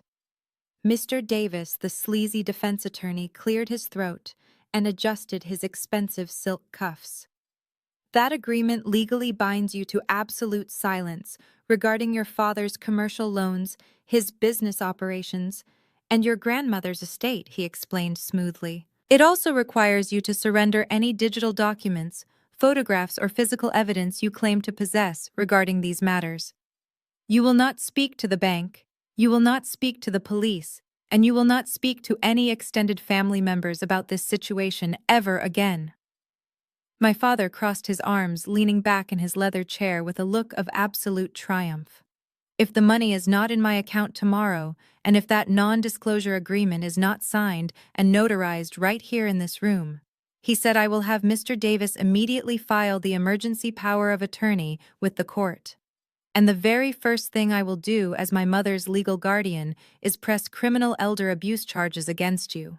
I kept my face completely blank, refusing to give him the satisfaction of seeing me sweat. "You have no proof of elder abuse," I said calmly. "I do not need proof."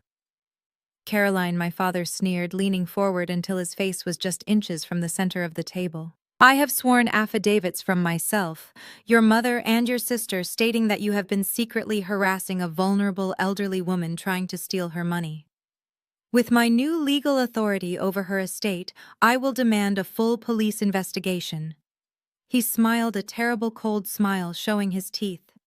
As a forensic accountant, the mere accusation of financial fraud against an 82-year-old woman will trigger an immediate suspension by the State Accounting Board. You will lose your CPA license. You will be fired from your prestigious firm in total disgrace. You will be dragged through criminal court, and you will lose everything you have spent your miserable, lonely life building. All because you wanted to play the hero and ruin your sister's life.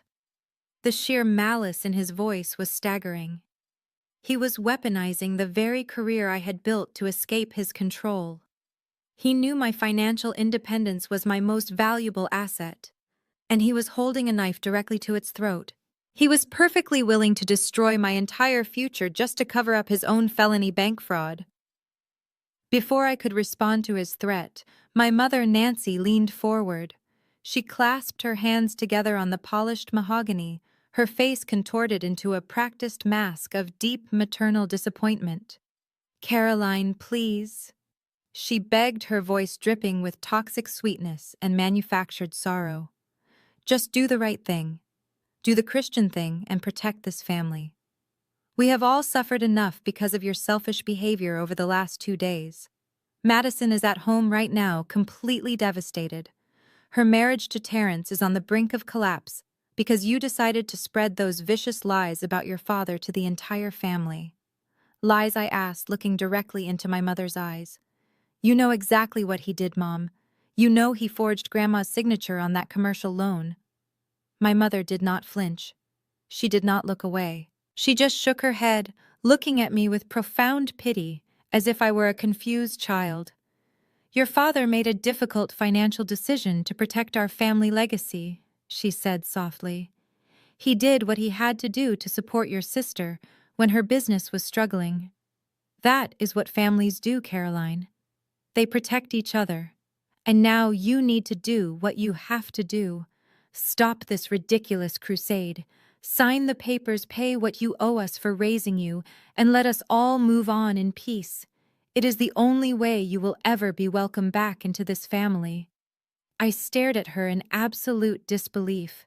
She actually believed that was a selling point. She genuinely thought being welcomed back into their toxic web of lies, financial abuse, and conditional love was a prize I was desperate to win. She thought the ultimate punishment was being exiled from a family that had done nothing but use me as a scapegoat for 35 years. They both looked at me, waiting for the inevitable surrender. They were so confident. They thought the threat of losing my career, losing my license, and facing federal prison time would force me to break. They thought they had finally found the leverage to crush my independence forever. I looked down at the documents. The invoice and the non-disclosure agreement sat heavily on the dark wood. I could feel the cold air conditioning blowing against the back of my neck, making the silent room feel like a freezer. I looked at the slick lawyer who was busy checking his expensive watch, clearly assuming this was a done deal and a complete waste of his hourly rate. Then I looked at my grandmother. Grandma Ruth was still slumped in her transport wheelchair, staring vacantly at the beige wall. She had not reacted to my father's shouting. She had not reacted to the legal threats or my mother's insane gaslighting. To anyone else in the room, she looked entirely broken, a frail old woman lost to the devastating fog of dementia. I let out a slow, shaky breath, allowing my shoulders to slump forward in a posture of total defeat. I broke eye contact with my father and looked down at my lap, playing the part of the terrified, broken daughter. I reached into my purse, my hand trembling just enough to make it look authentic, and slowly pulled out a heavy brass pen. My father let out a short, harsh laugh of victory. The sound bounced off the walls of the sterile boardroom. He uncrossed his arms and sat forward, sliding the non-disclosure agreement closer to me. "I knew you would finally see reason," he said, his voice dripping with unbearable condescension. "Sign the bottom line and initial every single page, and do not forget the invoice." I uncapped the pen. I held it over the thick white paper. The room was so quiet I could hear the faint, rhythmic ticking of the wall clock. My parents were holding their breath, waiting for the ink to touch the page, waiting to secure their stolen wealth and bury their crimes forever. I lowered the tip of the brass pen until it was just a fraction of an inch from the signature line on the non-disclosure agreement. I let my hand tremble slightly, making the performance utterly convincing. My father let out a long, satisfied exhale. He uncrossed his arms and leaned back heavily against his leather chair, planting his hands firmly on his knees. He looked like a king who had just successfully crushed a rebellion. "Good girl," he murmured, his voice thick with arrogant vindication. "I knew you would not throw away your precious little accounting career over a family misunderstanding. You are finally learning how the real world works, Caroline. You do not challenge the people who put a roof over your head." My mother reached across the polished wood and patted my father's arm affectionately. "We can finally put this ugly chapter behind us," she whispered, giving him a soft smile before turning her gaze to me. "You are making the right choice, sweetheart. Tomorrow morning we can all wake up and pretend none of this ever happened." Mr. Davis, the defense attorney, checked his gold wristwatch and tapped his sleek fountain pen against his legal pad, ready to notarize the signatures and collect his exorbitant hourly fee. He looked completely bored by the family drama, entirely focused on closing the deal.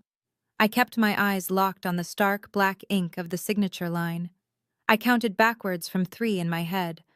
I knew the timing had to be absolutely perfect. 3, 2, 1. I did not sign the paper. Instead, the heavy, suffocating silence of the boardroom was violently shattered. Grandma Ruth, who had spent the last 30 minutes slumped in her transport wheelchair staring blankly at the beige wall like a hollowed-out shell, suddenly moved. It was not the slow, confused shuffle of a woman suffering from advanced cognitive decline. It was a sharp, aggressive, and incredibly fast strike. She lunged forward, leaning over the armrest of her wheelchair. Both of her hands shot across the mahogany table with startling precision. Before I could even blink, she snatched the thick non-disclosure agreement and the newly drafted power of attorney directly out from under my hovering pen. My father jumped in his chair, startled by the sudden movement. "Mom!" he barked, his voice laced with sudden irritation. "What are you doing? Give those back!" He reached his hand out across the table, expecting her to instinctively cower and surrender the documents, just as she had surrendered her autonomy over the last few months. He thought this was just a random, unpredictable spasm of a deteriorating brain. He thought she was just an obstacle, an annoying inconvenience interrupting his moment of triumph. "Careful, Richard," my mother gasped, placing a hand over her collarbone. "She does not know where she is. She might give herself a paper cut or tear something important.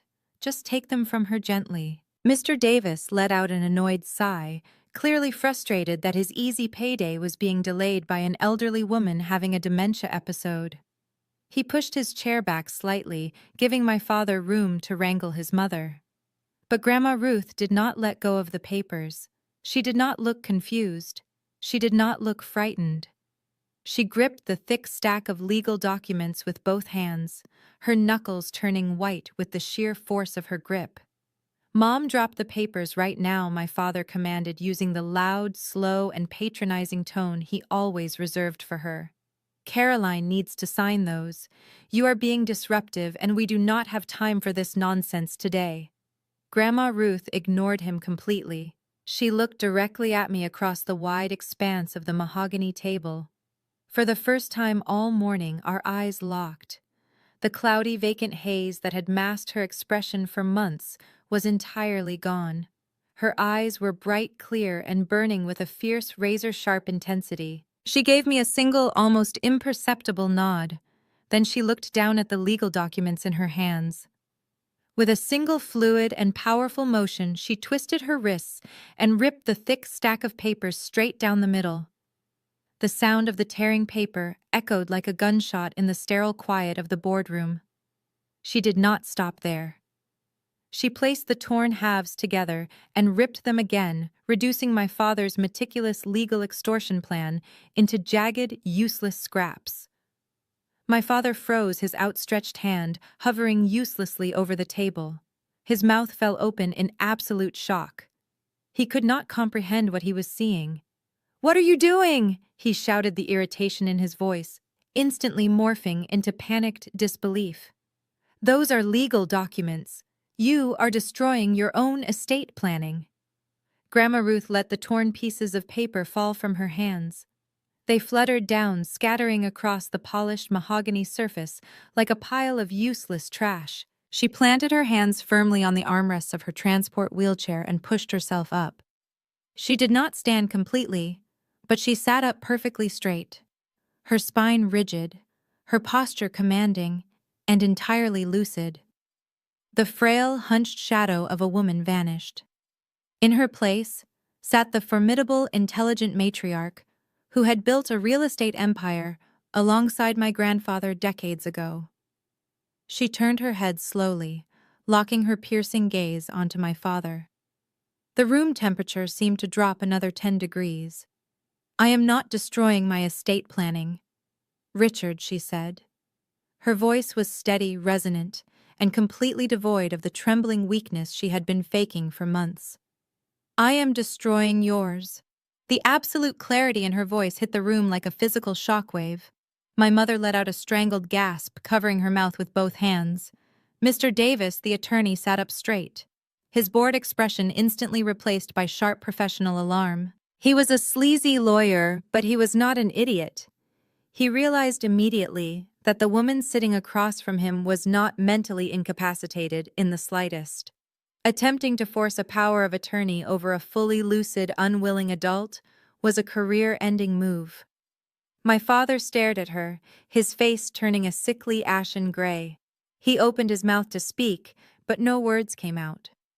The smug, victorious patriarch, who had just spent the last 20 minutes threatening to ruin my life, was suddenly rendered entirely speechless by his own mother. The heavy silence stretched for what felt like an eternity. My father sat frozen in his expensive leather chair, staring at the torn pieces of the power of attorney scattered across the mahogany table. He blinked rapidly, his brain completely unable to process the reality unfolding in front of him. "Mom," he finally choked out, his voice trembling with a mixture of confusion and rising panic. "What are you saying? You are sick. You are having an episode. We are trying to help you. He turned desperately to the slick defense attorney. "Mr. Davis," he said, his voice pitching higher. "She has dementia. Her doctors confirmed it. She does not know what she is doing. She is just having a temporary lucid moment." Mr. Davis did not look at my father. The lawyer was staring intently at my grandmother, his professional instincts screaming that he had just walked into a massive liability trap. He slowly closed his gold fountain pen and placed it back into his breast pocket. He did not say a single word to defend my father. "I do not have dementia, Richard." Grandma Ruth said, her voice cutting through his lies like a scythe. "I do not have Alzheimer's. My memory is as sharp as it was 30 years ago. I know exactly what day it is. I know exactly where I am. And I know exactly what you have been doing behind my back for the last 24 months. My father swallowed hard. The color drained entirely from his face, leaving him looking pale and suddenly very old. He gripped the edge of the mahogany table, his knuckles turning white. "You thought you were so incredibly smart, Richard," she continued, leaning forward slightly in her wheelchair. "You have always been arrogant. Ever since you were a little boy, you believed you were the smartest person in any room. You thought you could just skim a little bit off the top of my retirement accounts, and I would never notice. You thought an old woman would not understand modern banking." My mother Nancy let out a small whimper, shrinking back into her chair. She looked frantically between my father and my grandmother, completely out of her depth. "Richard," she whispered, "what is she talking about?" "Be quiet," Nancy Grandma Ruth snapped, not even looking at her. "Your husband is about to learn the price of his arrogance." Grandma Ruth kept her piercing gaze locked entirely on my father. 2 years ago, she explained, her tone steady and deliberate. "I noticed a series of unauthorized wire transfers originating from my primary investment portfolio. Hundreds of thousands of dollars just quietly slipping away. I knew you were the only person who had the access codes, but I also knew that if I confronted you directly, you would panic. You would hide the money, you would destroy the records, and you would spin a web of lies so thick I would never be able to prove a thing." My father opened his mouth to deny it, but the sheer authority radiating from my grandmother silenced him instantly. "So I made a choice," Grandma Ruth said, her voice echoing in the cold, sterile boardroom. "I decided to give you exactly what you wanted. I decided to become the frail, fading old woman you needed me to be."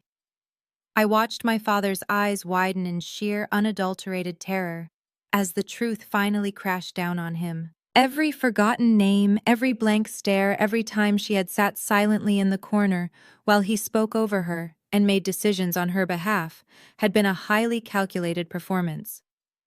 "I let you think my mind was going," she continued, the absolute certainty in her voice, leaving no room for argument. "I let you think I was slipping away, because arrogant men get sloppy when they think nobody is watching them. And you got incredibly sloppy, Richard. You thought I was too confused to understand financial statements, so you stopped covering your tracks. You started transferring massive sums of money directly into offshore holding accounts to fund Madison's failing luxury boutique. You bled my accounts dry to bail out your golden child, and you did it right in front of my face because you thought I was too stupid to see it." "It is not true," my father whispered, his voice cracking. He looked around the room, searching for an ally, but found absolutely no one. Even my mother had pulled her chair slightly away from him, her eyes wide with horror.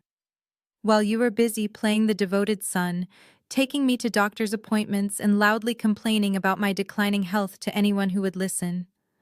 Grandma Ruth said, "I was quietly building a team. I hired a private financial investigation firm in the city.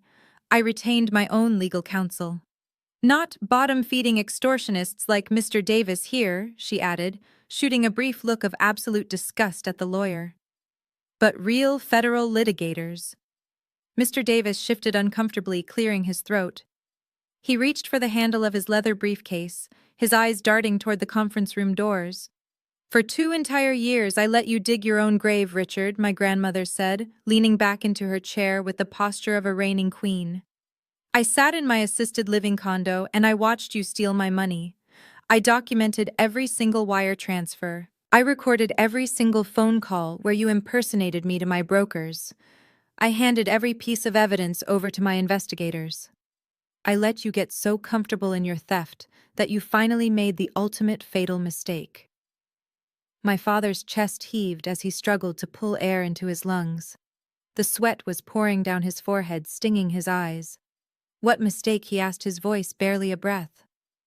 Grandma Ruth did not answer him immediately. She turned her head and looked across the table at me. The fierce anger in her eyes softened for just a fraction of a second, replaced by a deep, abiding pride. We had kept this secret for so long. For 2 years I had endured my family's abuse, the insults, the isolation, and the demands for money, all to ensure my father felt perfectly safe executing his crimes. I had audited the files my grandmother smuggled out to me, confirming every single cent he had stolen. We had weathered the storm together, and now it was finally time to drop the hammer. The mistake, Grandma Ruth said, turning back to my father, was assuming that I would ever leave my legacy unprotected. She reached down to the side pocket of her transport wheelchair. My father watched her hand with morbid, terrified fascination, like a man watching an executioner raise an axe. He knew whatever she was about to pull out of that pocket was going to be the final nail in his coffin. She retrieved a sleek red legal folder. It looked entirely out of place against her faded cardigan. She held it up for a moment, letting the stark red color contrast with the sterile beige walls of the boardroom. Then, with a flick of her wrist, she tossed it onto the center of the mahogany table.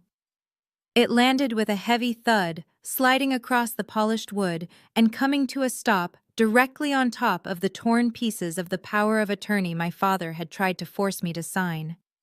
"You thought you had me, Richard," she said softly, her voice ringing with finality. "But you never even stood a chance." Mr. Davis reached out with a trembling hand and flipped open the heavy red cover. The arrogant smirk he had worn since I walked into the room was completely eradicated. He began to read the first page, his eyes darting back and forth across the dense legal paragraphs. The silence in the freezing boardroom was so absolute that I could hear the dry rustle of the thick paper as he turned to the second page. A bead of sweat formed on the lawyer's temple and rolled down his cheek. "Read it, Mr. Davis," my grandmother commanded, her voice echoing off the mahogany walls.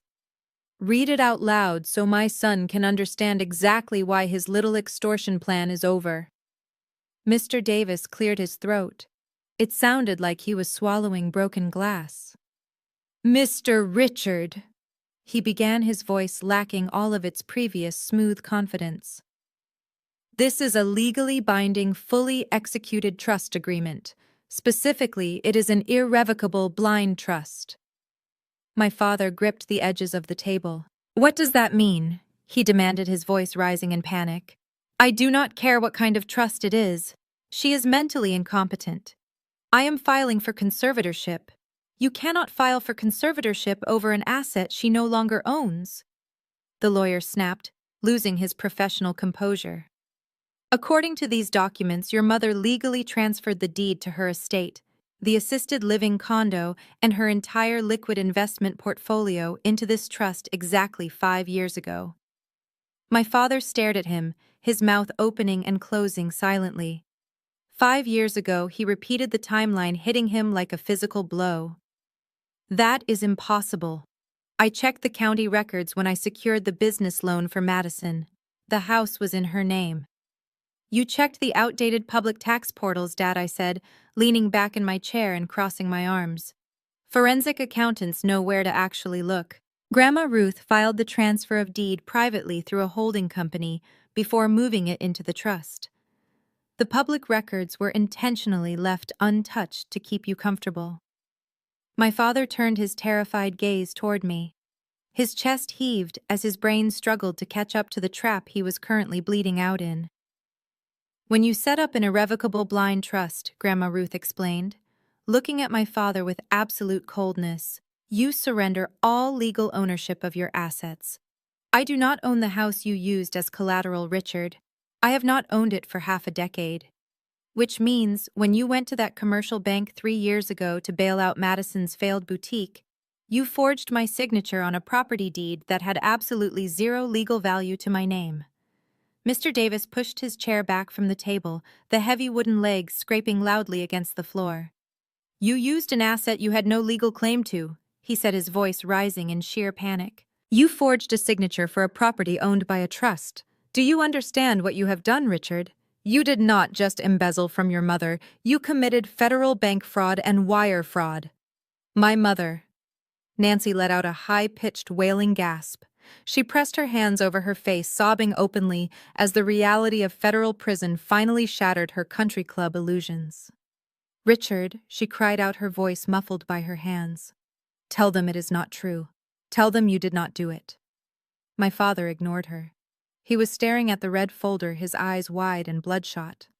But wait, he stammered, grasping at straws. A blind trust requires an independent trustee. It requires someone to manage the assets. If she transferred everything 5 years ago, who has been controlling the money? Mr. Davis looked down at the final page of the document. He stared at the signature line at the bottom. He slowly raised his head and looked directly across the table at me. The realization hitting the lawyer's face was almost cinematic. It is her, Mr. Davis whispered, pointing a shaking finger at me. She is the sole named trustee. My father slowly turned his head. The horrific realization finally landed, completely suffocating whatever fight he had left in him. Hello, Dad, I said, offering him a polite, entirely emotionless smile. I am the legal guardian of the trust, which means I am the legal owner of the estate you fraudulently collateralized, and I am the one who received the notification when you tried to leverage it. You? My father breathed, his voice cracking. He looked like a man who had just stepped off a cliff and was waiting to hit the ground. You have been in control of the money this whole time, every single penny, Grandma Ruth confirmed.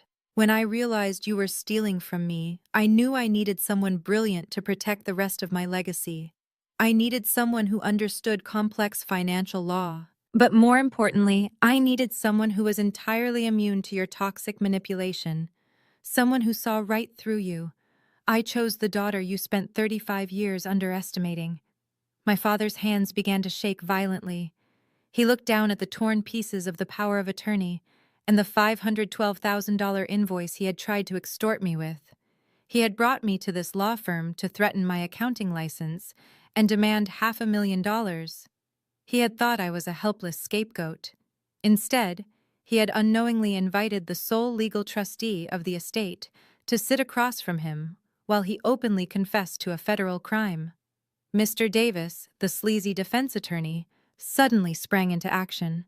He grabbed his legal pad, his fountain pen, and his expensive leather briefcase, shoving them together in a frantic, uncoordinated rush. He was practically panting with panic. "Where are you going?" my father shouted, standing up and reaching across the table to grab the lawyer's sleeve. "We pay you a massive retainer. You are my legal counsel. You have to fix this. You have to find a loophole. I cannot fix federal bank fraud," Mr. Davis yelled, ripping his arm away with such force that he nearly lost his balance. "You lied to me. You brought me into this room to attempt to extort the legal trustee of an estate you do not control. You used my law firm to facilitate a criminal conspiracy.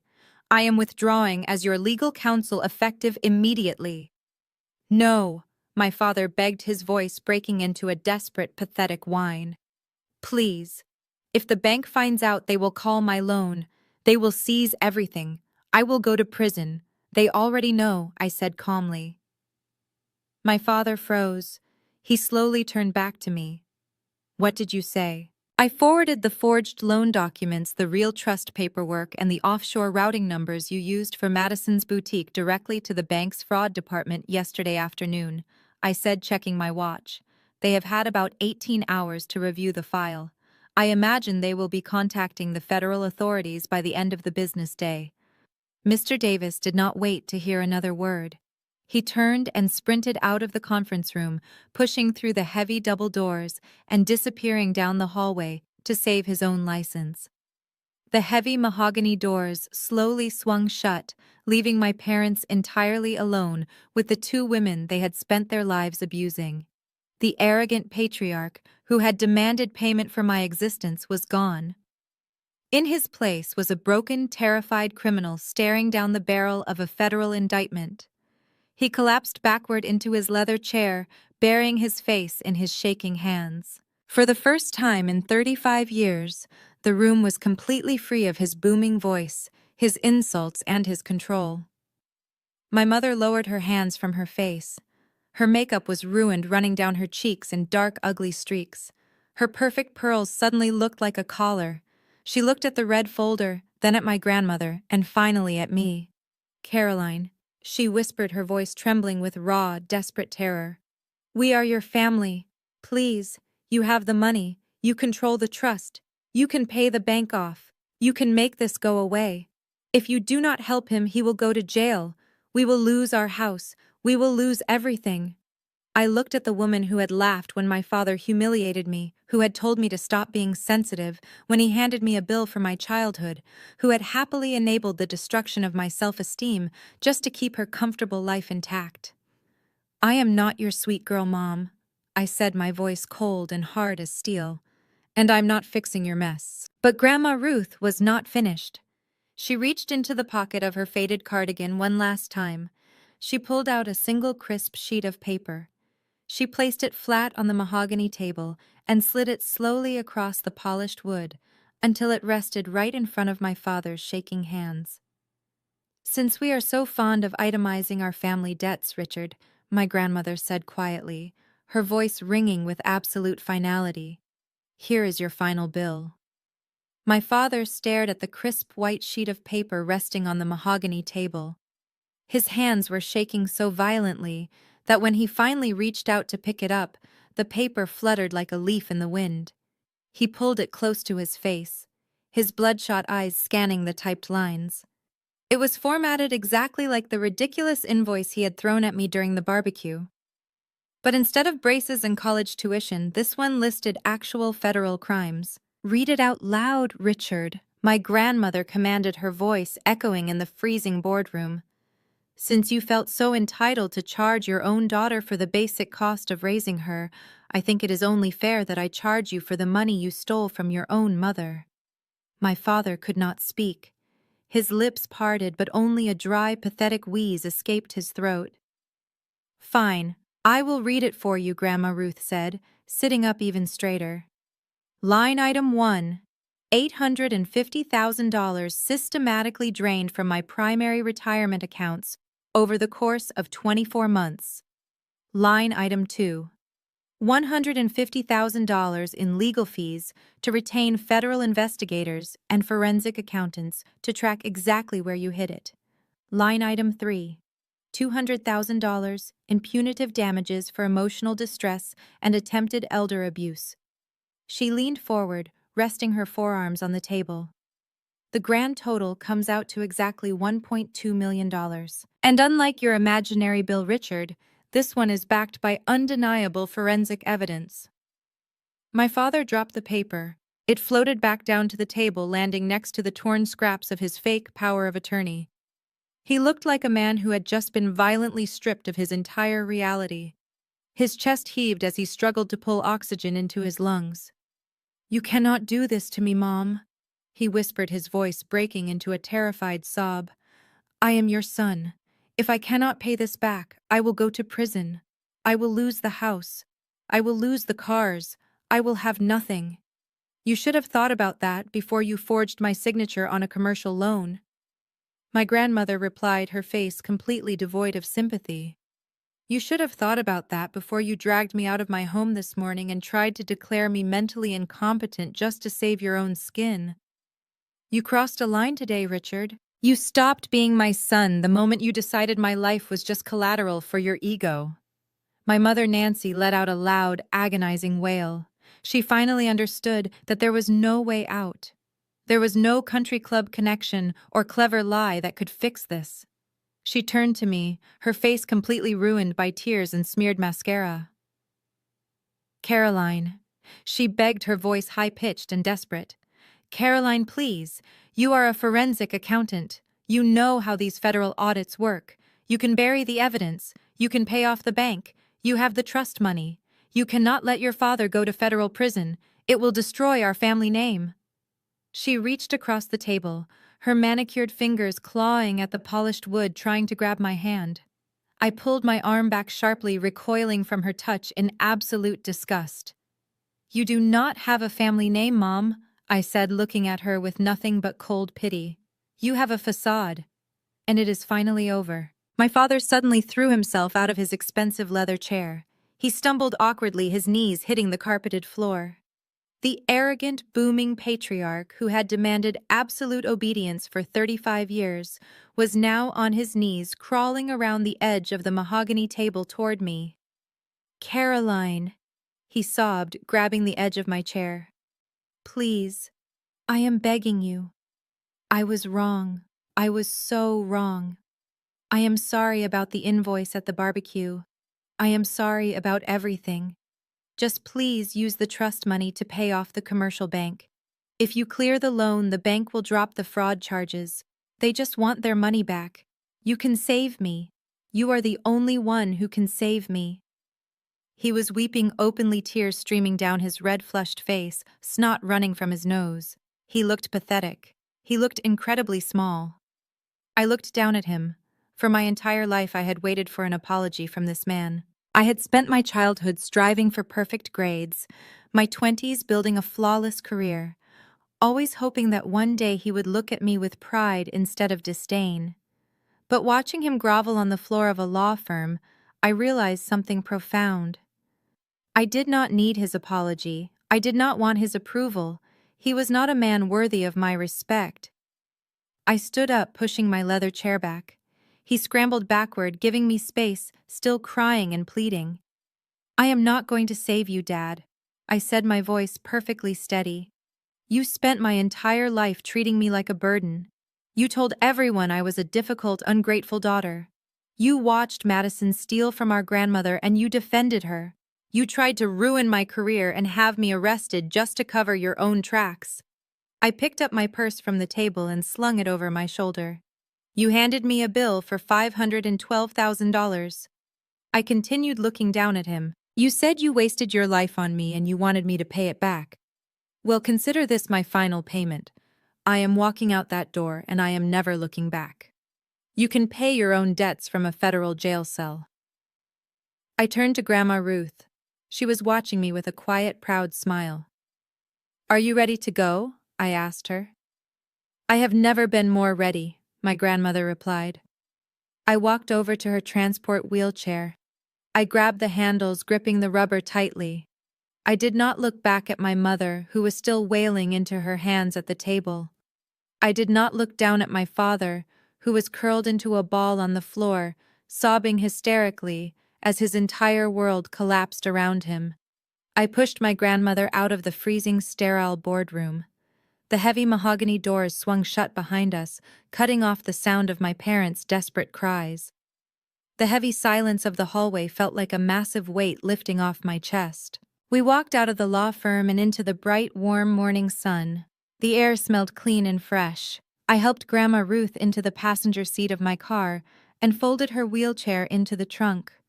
When I got into the driver's seat, she reached over and placed her warm, soft hand over mine. "You did beautifully, Caroline," she said, her voice full of genuine love and respect. "I am so incredibly proud of the woman you have become." I smiled, feeling a genuine sense of peace wash over me for the first time in 35 years. "Thank you, Grandma," I said. "Now let us go home."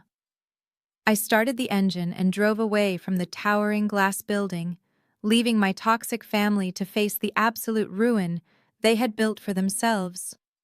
3 months have passed since I drove away from that freezing law firm. The fallout from that morning was incredibly swift and absolutely brutal. The federal authorities did not waste any time. Once the bank fraud investigators received the blind trust documents and the offshore routing numbers I provided, they immediately froze all of my father's business and personal accounts. He was formally indicted on multiple counts of federal bank fraud and wire fraud. The pristine suburban house with the perfectly manicured lawn where he had humiliated me in front of 32 people was seized by the bank to cover his massive debts. He tried to hire another high-powered defense attorney to fight the charges, but without access to the stolen funds, no reputable firm would take his case. He was assigned a public defender. Today my father is bankrupt, disgraced, and awaiting a trial that will likely put him in a federal penitentiary for the next 15 years. My sister Madison watched her entire golden child universe shatter into a million unfixable pieces overnight. Terrence was true to his word. He filed for divorce the very next morning. During the custody hearings, he presented the overwhelming evidence of her massive secret credit card debts and her attempted theft of our grandmother's heirloom jewelry. The judge did not look favorably on a mother who was willing to rob an 82-year-old woman blind just to keep up appearances. Terrence was awarded primary physical custody of their children. Madison was forced to move out of their beautiful home. She now lives in a cramped, noisy studio apartment situated right next to a busy highway. Without my father's stolen money to fund her luxury lifestyle, she had to get a job for the first time in her adult life. She currently works 40 hours a week at a minimum wage retail clothing store. She spends her days standing on her feet taking orders from a store manager who is 10 years younger than her, folding the exact same designer sweaters she used to buy with stolen funds. As for my mother Nancy, the public humiliation was her ultimate and most fitting punishment. When the local news published the details of my father's federal indictment and the attempted elder abuse, her wealthy social circle dropped her instantly. Her prestigious country club membership was permanently revoked. The women she used to gossip with pretended not to know her at the grocery store. Unable to afford her lavish lifestyle and completely exiled from the community she worshipped, she was forced to pack 2 suitcases and move into the tiny spare bedroom of her older sister's house 2 states away. She is entirely alone, living with the bitter reality that she chose to protect a criminal instead of standing up for her own daughter. I spent this past weekend packing up the last of my belongings at my old house. I taped the final cardboard box shut and looked around the empty living room. For the first time in my 35 years of life, I felt a profound, overwhelming sense of lightness. The crushing weight of being the family scapegoat, the constant anxiety of never being good enough, the endless, exhausting cycle of trying to earn the love of people who were fundamentally broken, it was all completely gone. I realized that the family I was born into was never my real family. They were just a group of people who shared my DNA and used me to absorb their own insecurities. I had finally cut the toxic cord, and I was completely free. I carried that last box out to my car and drove toward my new life. I am speaking to you now from the wraparound wooden porch of a stunning beachfront property. I did not buy this house with trust fund money or inherited wealth. I bought it entirely with the money I earned myself through years of hard work, late nights, and dedication as a forensic accountant. The ocean breeze is incredibly warm today, and the steady sound of the crashing waves is the only background noise I hear. Sitting at the patio table right next to me is Grandma Ruth. She is wearing a bright yellow sundress and sipping a glass of sweet iced tea. She is currently working on the Sunday crossword puzzle, filling in the answers with a dark blue ink pen. She is completely lucid, sharp as a tack, and brilliant as ever. She is safe, she is protected, and her legacy is entirely secure in my hands. I look out at the sparkling blue water and think about that sweltering Sunday afternoon at the family barbecue. My father tried to send me a bill for the cost of existing. Instead, he ended up paying the ultimate price for his greed. Have you ever had a family member demand payment for basic parenting? Tell me in the comments below. And remember, the best revenge is not arguing. It is letting them dig their own grave and then handing them the shovel.